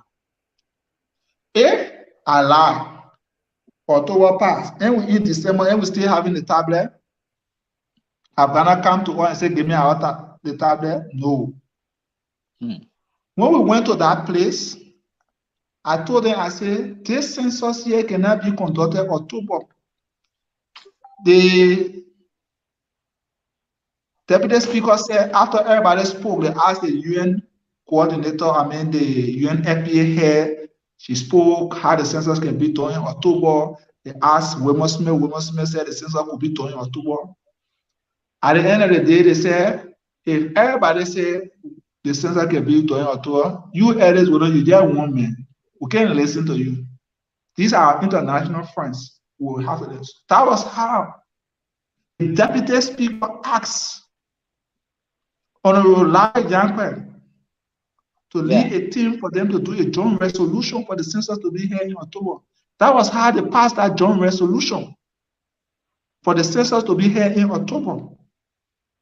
1 week to the date of the census in October, the very UNFPA and LISGIS folks went back to the legislature and said, no, we ain't able to do the census in October. Yeah. We're begging you, shift the census from October 24th to November 7th. But these were the same people who said they were able to do the census in October. And I can recall in that meeting, the deputy speaker, Fonati Kofa, was so angry that he left the meeting. He said, but every one of you people came and said, yeah, we'll do the census in October. But the young man said, you people couldn't do it, and we respect it and believe you people.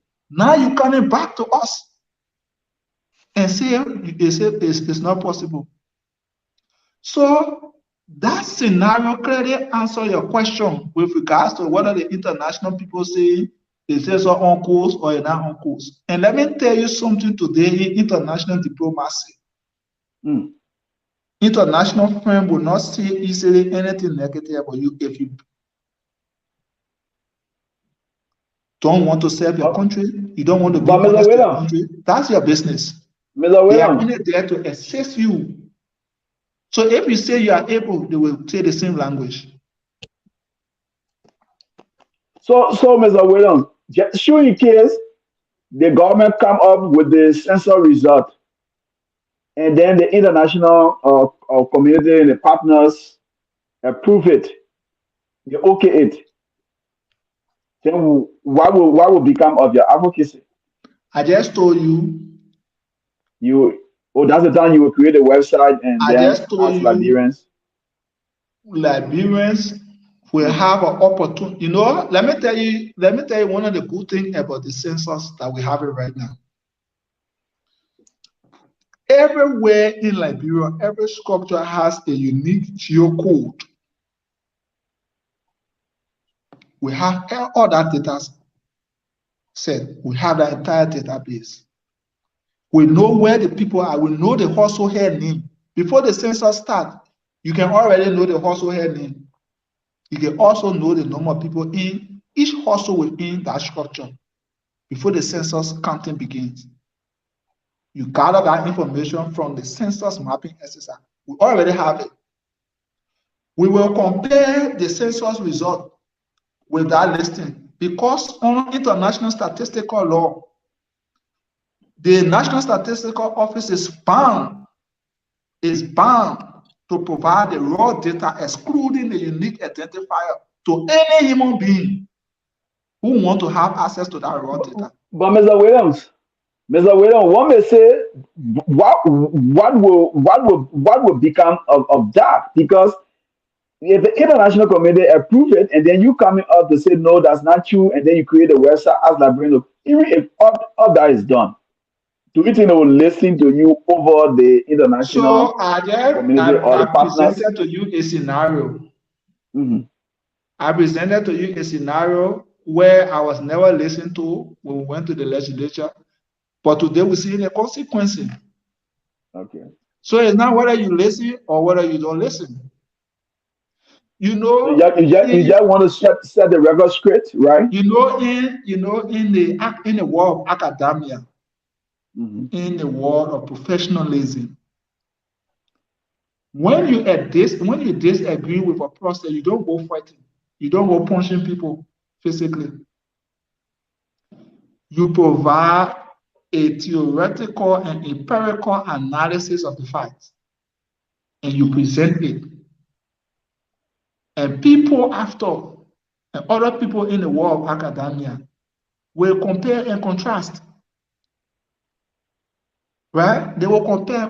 Look, this census will have a very detailed narrative. As a matter of fact, my emphasis in my master's study in official statistics is squarely on census. That's my emphasis.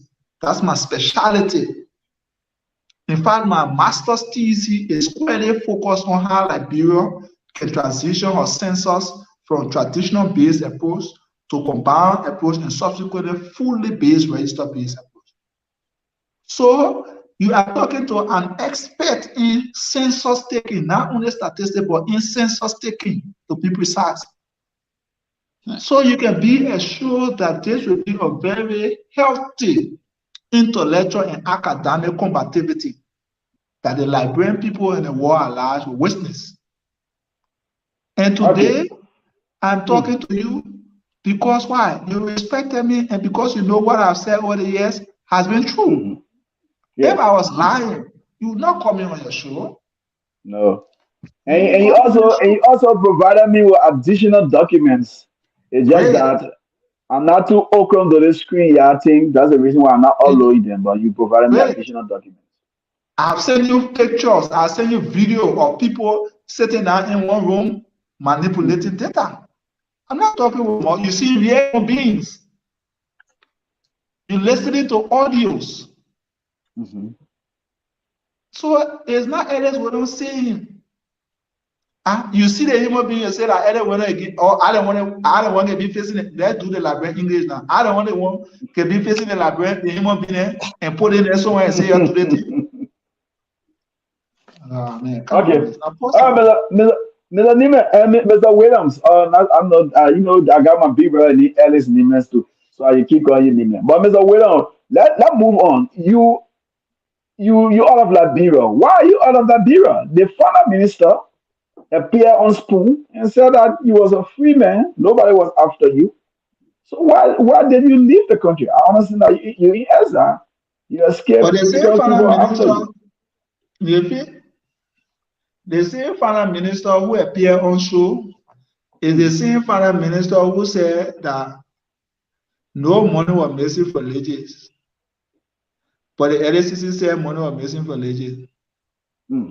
That the same finance minister, while he was sitting on the show, when they asked him about Elisha who took 160,000, he said he didn't know from the beginning. Later on, he said he was going to investigate. Up to now, we're still waiting for the investigation result. So should I dignify the finance minister who contradicts himself? So why are you out of the country? Why did you leave Liberia? So that's why I just saying to you that the finance minister is a pathological liar. If I was safe, I was secure, I was a free man, I would not have been out of my comfort zone in Liberia. But the reality is that I'm unsafe, I'm insecure, there has been harassment and intimidation, and so I had to leave.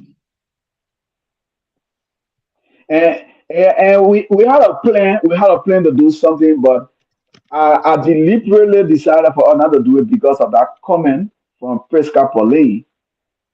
But we will arrange it in a different way, because I understand that you are in Ezra and you are going through a lot of struggles. It's not easy to leave your family back home. I even know that your father passed away. I want to say have my sympathy, and you are not even able to attend your father's funeral.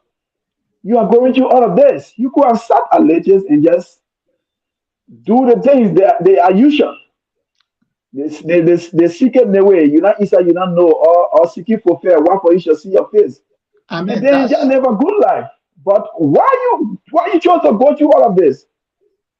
You know, that is why sometimes I listen to another person who said, I received 1,005 from I think Spoon or the CEO. Somebody said that it is Spoon who initiated your travel all of Liberia. Yeah, you know, and I was 1,005 plus. He paid me 1,005 to do it, and I was just laughing. How will I want to work for somebody pay me 1,005 if I want money when I was presiding over a $24 million project United States dollar, not 24,000, not 2,400, not 240,000, but 24,000 plus United, where many people like William Smith stole hundreds of thousands and other people. Why would I ignore those kind of money for one to take 1,500 if the intent is that I want to, be insincere and things like that? I had other people say, oh, I work for Mr. Cummings. There was a guy who I monitored on one of the shows. He said, oh, the guy is a Cummings guy. As a matter of fact, since I was born, I've never seen Mr. Cummings eye-to-eye in person, physically. I'm not a member of the ANC. I'm not a member of the Unity Party. So, when people... They're saying that you are being manipulated by folks within the opposition. That's insinuated to the zenith. Okay. That is why, that's a simple way I want to respond. That's insinuated to the zenith. You have people who should be honest to their country, should speak out when it is needed, but we choose to be political and everything and insincere. And when you come out, then they will want to brand you as being, almost everybody who come out to talk, they say you're part of the opposition. But Mr. Williams, before I go to shelter and we try to wrap it up, when the president came up and I think quote unquote, because you said you resigned earlier on, but according to the record, President Weah dismissed you along with Wilma Smith. There's a guy called Van Zedek Arab Patrick. I know you don't love to speak to these things, but I think it will be good for you to clear the air. He wrote a long article talking about you, how you insincere, you're dishonest, you setting up your regime collaborator during any time, and he made a lot of allegations against you. I know you read it. Do you chose to respond to it? Van Zedek Arab Patrick made a lot of wacky allegations against you. Let me say this to you. I respect all those who respect me.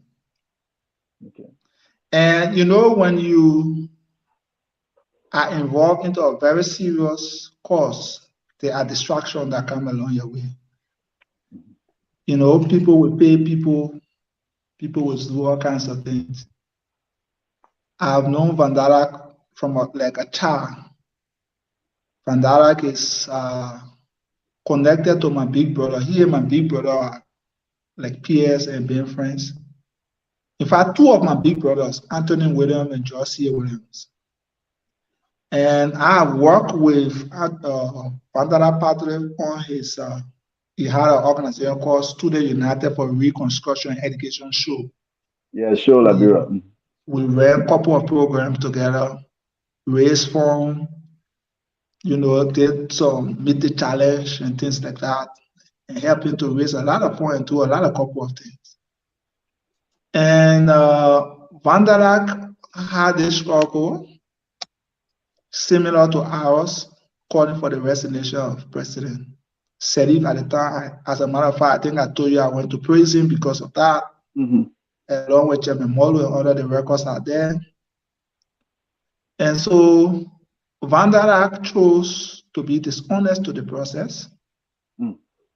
He went and on the day of the planned activity, had a meeting in the office of Clarice Jar, who was the senator for Mangibi County, where the national security head at the time and told former Sedi was in that meeting and they tried to bribe Van Zedek. I think he received the bribe, according to the story that I later heard. And then he wanted to do a double standard game. Okay. And Van Zedek put every one of our life at risk, including myself and some of my friends. Were arrested that night, taken to the police station. The police at that time was Van Zedek. Later they would know because of his double standard game after receiving money from former Salif.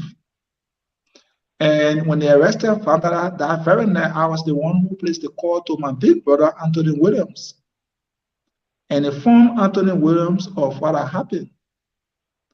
And Fontana was almost like living with Anthony Williams in his Busse Quarter residence when they played even the Chicago.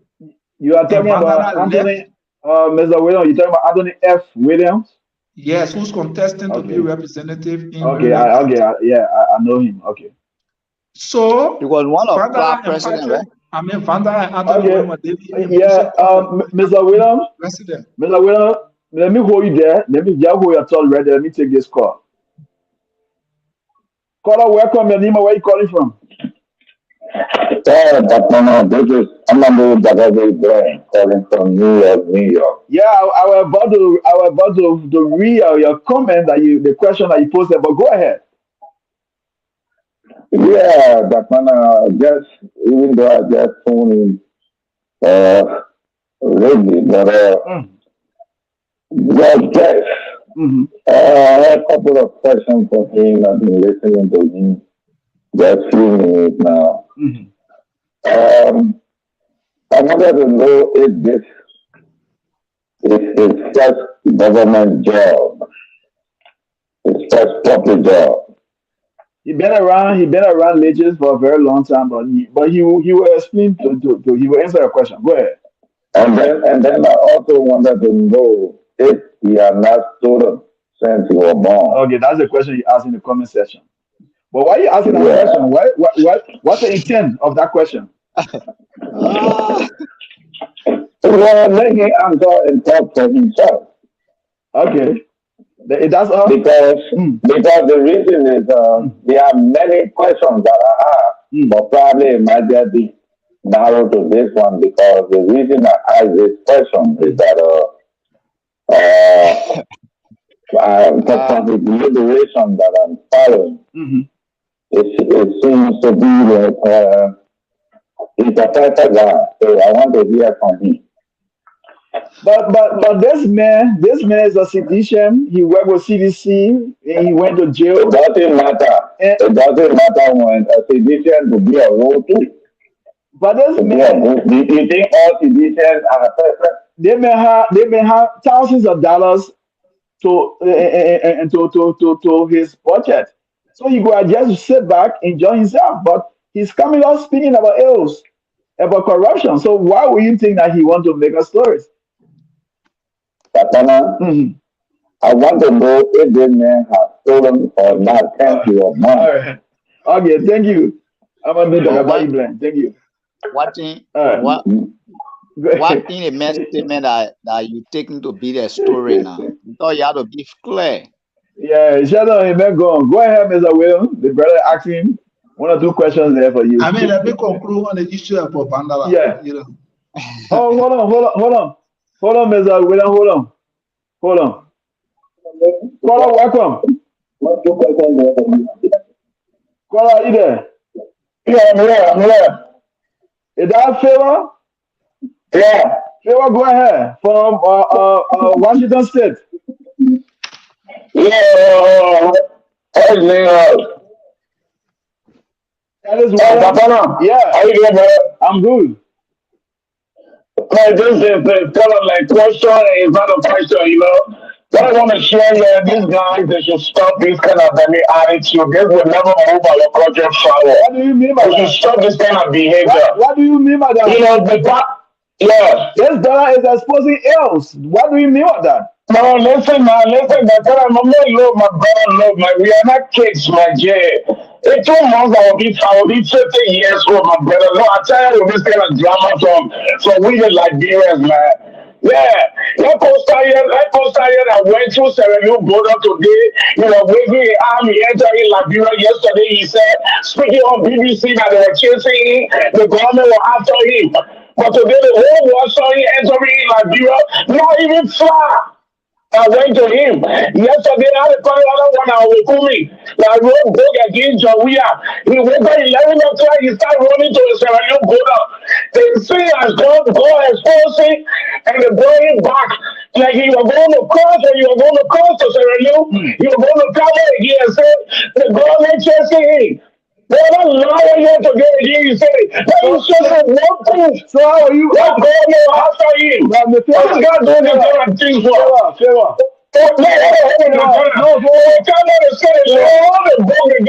Degree. As soon as test the government, when the government then they run to America. But when the government then they run to America. What kind of nonsense is this? How long they continue? They get a life. So How do you what is consider going the on brother as now, a liar? Favor? What made you believe that he's a liar? You think that man want to leave No, asking about the LSCC report. The LSCC lied to. but the LSCC, everything that the brother said, LSCC investigated, and they found it to be true, and he was exonerated. And those other guys were prosecuted. Money messy, don't show wouldn't see. But the point that I'm making here is, I don't want to investigate nothing, but I think I love is that safe. That's a lie. That's a lie. Okay, that's your That's problem. all I'm saying. How sure are you? That's a lie. But you're not in the country. You're not in the country. So why would you say that? My man, They you asking know who that get the fire you get the cash with and God. the rest of other You get all institutions that that today. You asking. say person for we are mad. You know that who beyond bad today? Who beyond bad? Favor, do you also know that people been going to this man or cheering mother and try to kill him? Do you know that also? I mean, like, own story, man, like, a silent story he created, man, to be around for so long. Okay. Like, you know, a silent story he created, and let him do it good. But it's the same God. Let him know now, somebody can bring him down. But for him to go on, let him remember that it's just ahead of him. All right, Favor. Let him remember. Like, you know, a silent story he created. You know, there are kids here. Oh, Dakpannah, we are not children, man. We grow up in the street. You see how the children gather in the street today? I want All right, Favor, thank you. Let me tell you how I got. Thank you, Favor. I want to ask Caller, Favor, welcome. man. Welcome, caller. Hello. Yeah, welcome. I didn't know where you calling from. My name is Mama Liberia. Yeah, go ahead, my dear brother. We got LSG with us. Come on. Yeah, Deputy Director. Well, the problem with Liberia is sometimes I don't know country I see when people in town, they don't talk. Sometimes they talk, but they don't talk there when they leave from power. So Liberia is the only country where people are in a system, corruption, when they speak, they vote to America. But Ellis, he was talking when he was there. He been talking. I was on spoon in April. I don't know which one of the country you live. I don't know you live in America or I'm on top of the world. On top of the world. You live on top of the world. Yeah. You live on top of the world. I think where you live, when people are in a government, they know the system is not correct. They walk up quietly. But he did. No, I don't know walk up quietly. No. They walk up with Johnny when they all make time to fight. That's the time. Okay. God is just moving later. Thank you acknowledge that. Another way. Let me give an example. Donald Trump. When Trump was the president, they called my minority leader wife, the labor secretary. When she noticed that Trump was not living according to the Constitution, she was the labor secretary. What we dropped quiet. She never left her son to fire out. So the brother is not interested in So what? But my brother, what about the information that he's providing? Are you not interested in the information? And LSCC also investigated and they prove him right. Oh, hold on there. We got some technical difficulties here. Man is not interested in the looting of the state coffers. Yeah, we got a technical with the speaker. Let me try to plug it. Yeah, the brother is saying that you should walk away. Brother, are you there? But a man walk away. Okay, go ahead. Yeah, you say Eric walk away. My question to Eric: how many years Eric made the system in the system of life? But you been speaking up for the one. Here's my question. My question to Eric: how many years he making a system? He knew that the system was right before he started speaking. Okay. Then he decided to leave. All right. Thank you. Okay, Ellis, you can go ahead. I didn't get what the brother said in conclusion. The brother is saying that how many years you made in a system before you got to know that a lot of wrong things were happening and you decided to leave. But I just apparently he just joined the show. But I just told you that Yeah, even in definitely. 2018, I resigned as project coordinator of the LTHF because of corruption. Mhm. I told you in 2019 I resigned again because of corruption, and all those records are there. They are not the same. So it's not today. But I want to go back to the Vandala pathway issue Yeah, to address it yeah. Go because ahead. So we need to try to wrap up that shut down, and yeah, we need to because this wrap is up. So something go that ahead. have been for a long period of time I haven't addressed it. Yes. And I think I need to address it today.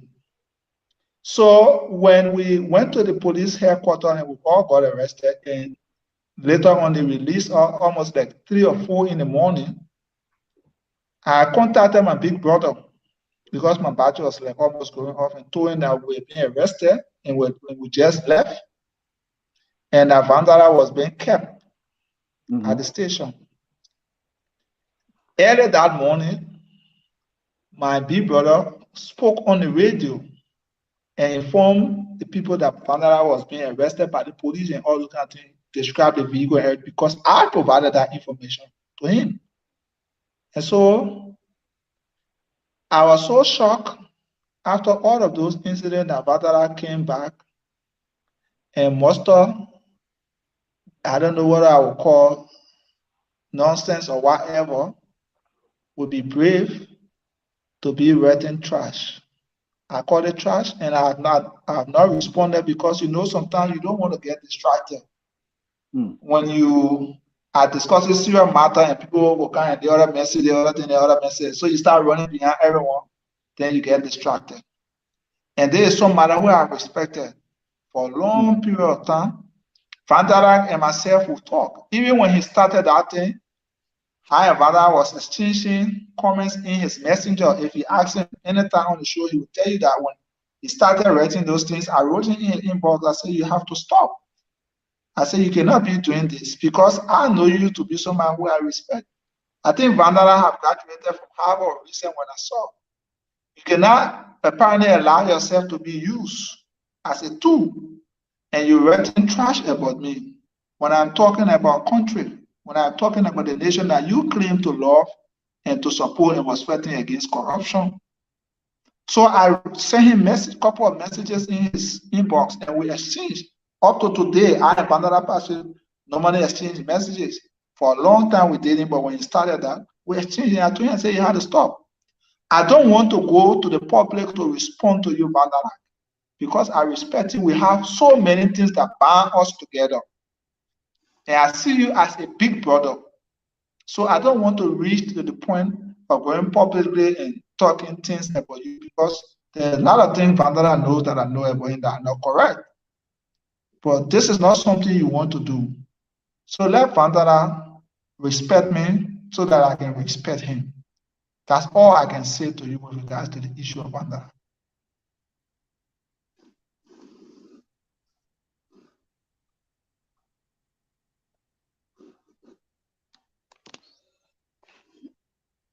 Are you there, I'm not Dakpannah? hearing you. Dakpannah, what happened? We are not getting you. I'm not We getting are not you. getting you, Dakpannah. Shut down. I said, go ahead. Let's wrap it up. Let's wrap it up. Go ahead. Oh yeah.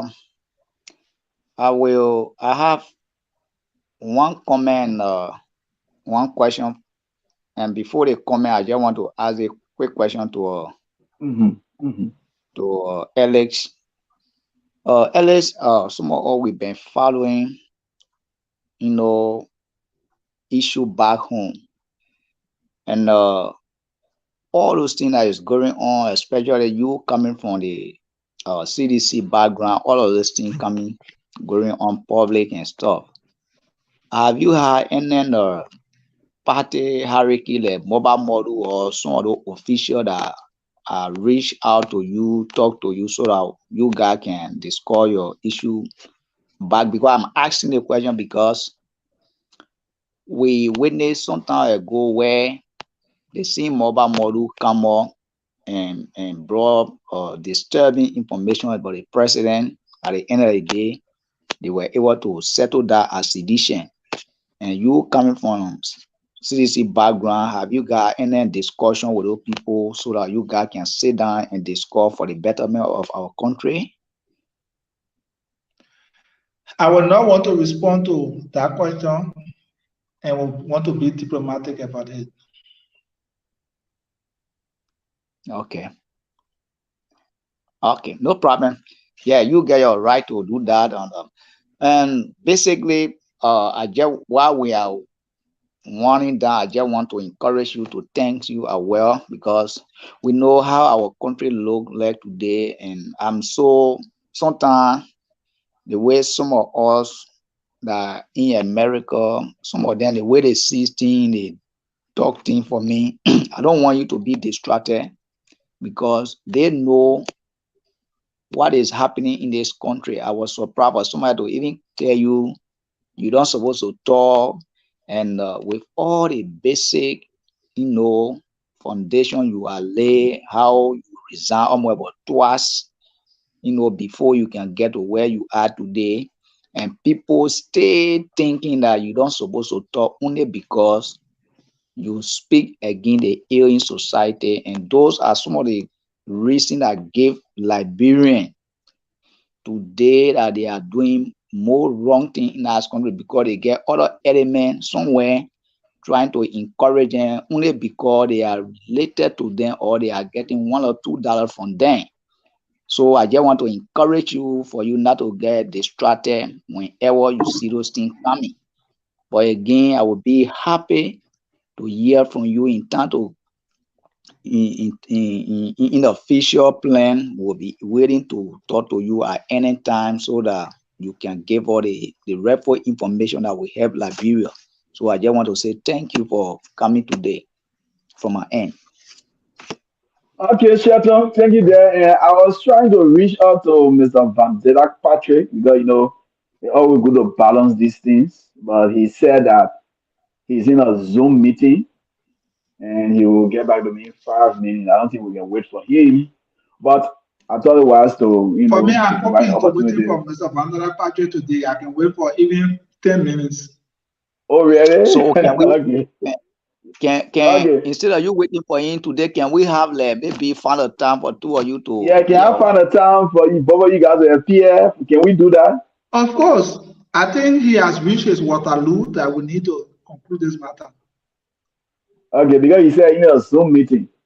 So in 5 minutes time he'll get back to me, but I don't know how true is that.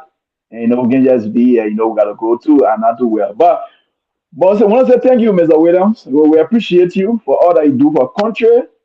For me, I don't think that you are evil person. You are a sedition, not only a sedition, but a key member of CDC. You've been in the statistic room, you've been in the war room of CDC, you've been there, you went to jail. So I don't think you want to suffer and bring a government to power. Then you are appointed, you serving. You're not one of those physicians that disenchanted and that don't have a job, but you there, you working. So I don't think with all of that, you will want to, shut your own government in the legs. So I don't think that you doing this thing because you want to target people or you want to go after people. Just that people try to be sentimental. People don't expect you to speak because it's just a Liberian way. Feel that everybody should do the Liberian way. You shouldn't speak. You should just do the kuku jumuku. But for me, I think everything that you say is truthful because you provide a lot of documents. You give me a lot of documents. I got it, yeah. But just that this screen, I think I'm not too open to it. But you provide a lot of documents that will display. And everything that you've been saying, I think it have a lot of sense in it. But I'm not the one to even say it got sense because you guys went to LCC. LCC investigated. And people were indicted. Those other guys they were indicted, and you were clear. They clear you. You went out of House of Representatives. The same thing occurred. They said that you are a free man and they have issue with other people. So I want to say that we appreciate you continue to stand firm. All of what you are going through today, you should have been to it. You have been there relaxing. I even learned that you don't even have a house for yourself. You don't even have a car for yourself. but everything that you've been doing is for service to country. But people always bring good people, and I think you're a good man. I know some of our friends will get angry with me, but the fact of the matter is that Liberia comes first. So we can give you the time to close up. And what we wanted to do, Sheldon, we can do it again because I comment that person there. Mr. Williams said that's Minister Tue. So we can do what we wanted to do. I think we discussed the Sheldon. We should have done that, but we can't do that because of that comment. But we would work behind the scene and do what we're supposed to do for our brother. So, Mr. Williams, you can go ahead and give your parting. While you're closing a particular party call, I will let you know and put you through the line. But if not, we'll try to make some arrangement for both of you guys to appear. All right, I mean, again, a pleasing pleasure. Thanks a million for the opportunity afforded me to come on your show to talk to other Liberians who want to understand exactly what has happened, what is happening with the census. I'm open to talking to you and your network anytime you want me to, because this is about country. And Mr. Will, can you also clear the air that you're not in America because the guys are saying that you are in America, you are trying to find for asylum. Okay, let me say this. That Ellis and Williams, T. Ellis and Williams is not seeking asylum anywhere. Okay. Whether it is America, whether it is Europe, or whatever. As a matter of fact, I hold a European resident permit. Okay. You know, and I am a global citizen. Okay. I'm in the situation of Joseph, who brought us soul into slavery with the anticipation that he would have, you know, suffer and things like that. I can say to them, this is Joseph who will embrace his brothers who saw him and will give them water to drink, food to eat, and to say, if you did not sell me, I would not have had the opportunity to reach in the kingdom or king palace and today making decision for the entire Egypt. And so this is where I stand.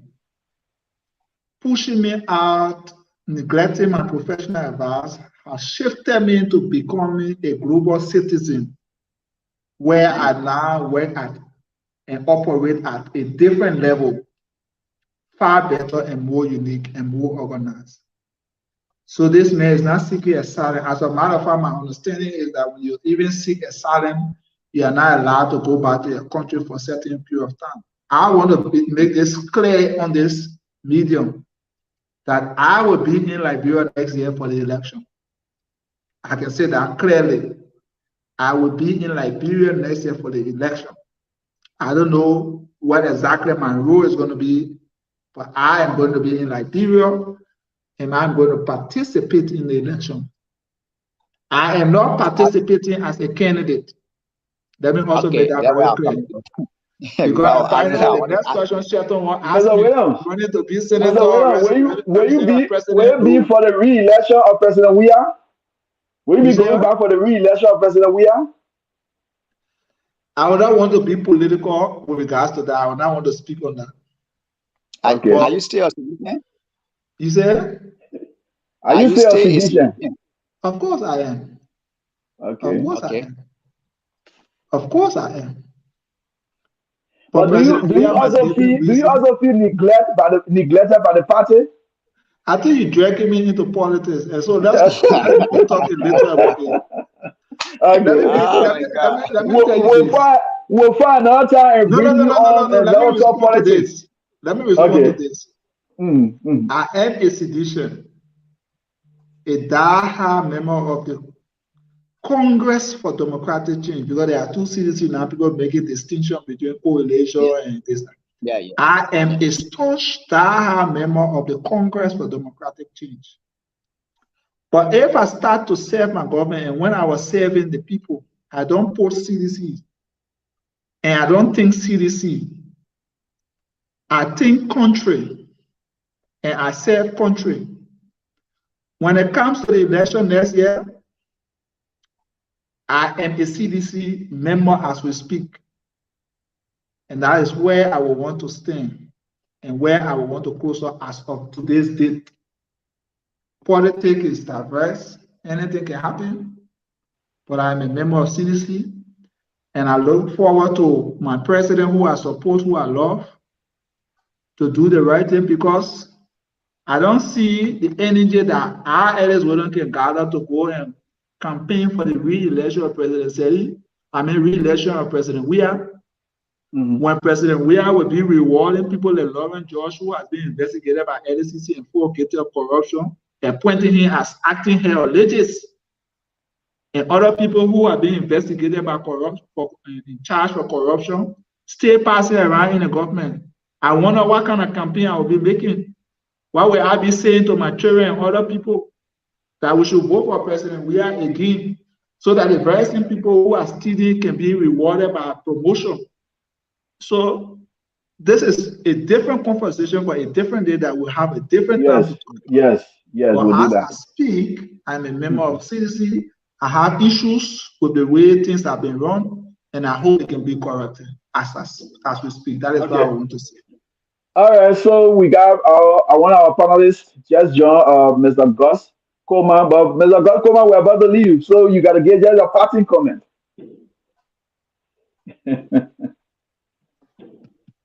Alex, Mr. Gus Coleman, are you there? Yes, I'm here. Alex, can you hear me? Very Yeah, clear. we hear you. Yes, how you doing, sir? First of all, I want to commend you for your professionalism. You remain one of the reasons why guys like me have always felt like there's a need to support CDC. And it's because of young men like you that I felt like if I was still in Liberia, I would be in you guys' situation. And I've always felt the same way. And just your professionalism, your professional expertise, it said a lot about young Liberians. And this is why I continue to say the people that are going to fix Liberia have to be Liberians that live in Liberia. And you have exemplified that. I mean, I follow and I just felt so vindicated to support guys like you, Vandella Patrick, and all those young people that I saw in the street long time ago. When I supported Madame Salif the first 2 terms, and yet I could just see all of you guys yearning to have the opportunity for some kind of success, for you to play your part. And seeing what you did, seeing your expose and basically what you said was going to happening tells me that you are a true professional. And as much as I support President Weah, people like you are the reason why I would take all the abuse of CDC, even though I don't need nothing from there. I don't need friendship because, when you say the truth, poor people have that mentality, right? When you sometimes say the truth, we think we're enemies. You're not enemies. Sometimes your best friends will tell you the truth, and that's what I've got from you. So I want to tell you, if you don't hear it from a lot of guys, it's the fear of reprisal. You know what I'm saying? Some of your colleagues that are in that party, they would not come out and say they support you like they should because of that fear. And I want you to keep that in mind, knowing that the situation they're in was the same situation that you were in. As smart as you are, as professional as you are, you were basically sidelined because they didn't want to hear the truth. So I just wanted to come on and let people know that some of us support you regardless, and love the opportunity to get to know you more, because people like you have a place in our society and you should not run from it. Thank you. Thank you. So Oh, by the that's way, it. We want to sorry I say. missed the show. I forgot. I saw all the interaction, but today the last day here now in America, Yeah, that's you. and it would Yeah. have been nice. I went and hit some ball, that round ball they can call golf. I went and did something to this. So sorry, I didn't know. That's why I came on late. I'm sorry. No problem. We will still have Mr. Williams on here with us.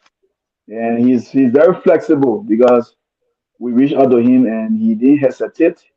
He decided to join, even though our platform we're trying to build it, we're still small, but he decided to sit with us, so we appreciate him. Okay, Mr. Williams, you want to Let say me let me something let before me we let leave? me sorry. Let me close up by saying this to you. You know, I'm a member of the Remedy Movement International. It's a church. It's on the airfield around the Springfield area, Barrows Battleground area. Yeah, no remedy. It's headed by Pastor Philemon Tapping. Okay. He always say this to us, and something that I would want to say to you. You don't start big to manage well. You start small, manage well to grow big. And so that should be your guiding principle in 2023. Don't underestimate the size Repeat of your that to that man again. platform, the number of Repeat it to that audience, man again. but the quality of the services that you bring and the way you manage your show, you stand to go bigger. That's what I would say to you. Thank you very much for that words of encouragement. Have a God, you good day. say the art? No, I said I wanted the man to repeat because I told you the same thing. Yes. Don't worry about how big your platform is. Yes. Quality of your platform should matter, and it should have substance. Thank you. Yes. Thank you too. Okay, thanks to everybody. Mr. Williams, we will talk. And Brother Gus, I will connect you with him. And I want to say thank you, Shelton, for reaching out to Mr. Williams. And I want to say happy, prosperous New Year. And I hope we all can talk to Shelton. Sorry. Say that? Okay. Call me too, Shelton. Call me. Okay. Yeah, God. Shelton, Brother Gus, We'll talk behind the scene. We'll talk behind the scene. I don't have your number now, but we'll talk behind the scene. Mr. Williams, I guess you're already in the new year, right? Oh, you gone? Okay. Oh, you gone. All right. So, Shelton. Yeah. See you better. We'll talk when we enter the new year. We gotta talk. Okay, I gotta go now. Yeah, thanks, brother God, for jumping in. Yeah, thank you ever so much. Okay, bye. Okay, ladies and gentlemen, want to say thanks to all of you guys for following. We'll be back again on tomorrow, hopefully, with the new year day broadcast of the Dakpannah Show. And want to say thanks to all of you guys. Continue to share our program, continue to support us, continue to be with us. 2023 will be a different way of broadcast. We'll come on here. We will bring you the accurate, balanced, and credible news and information. We'll bring you quality instead of quantity. So I want to say thank you all. Goodbye.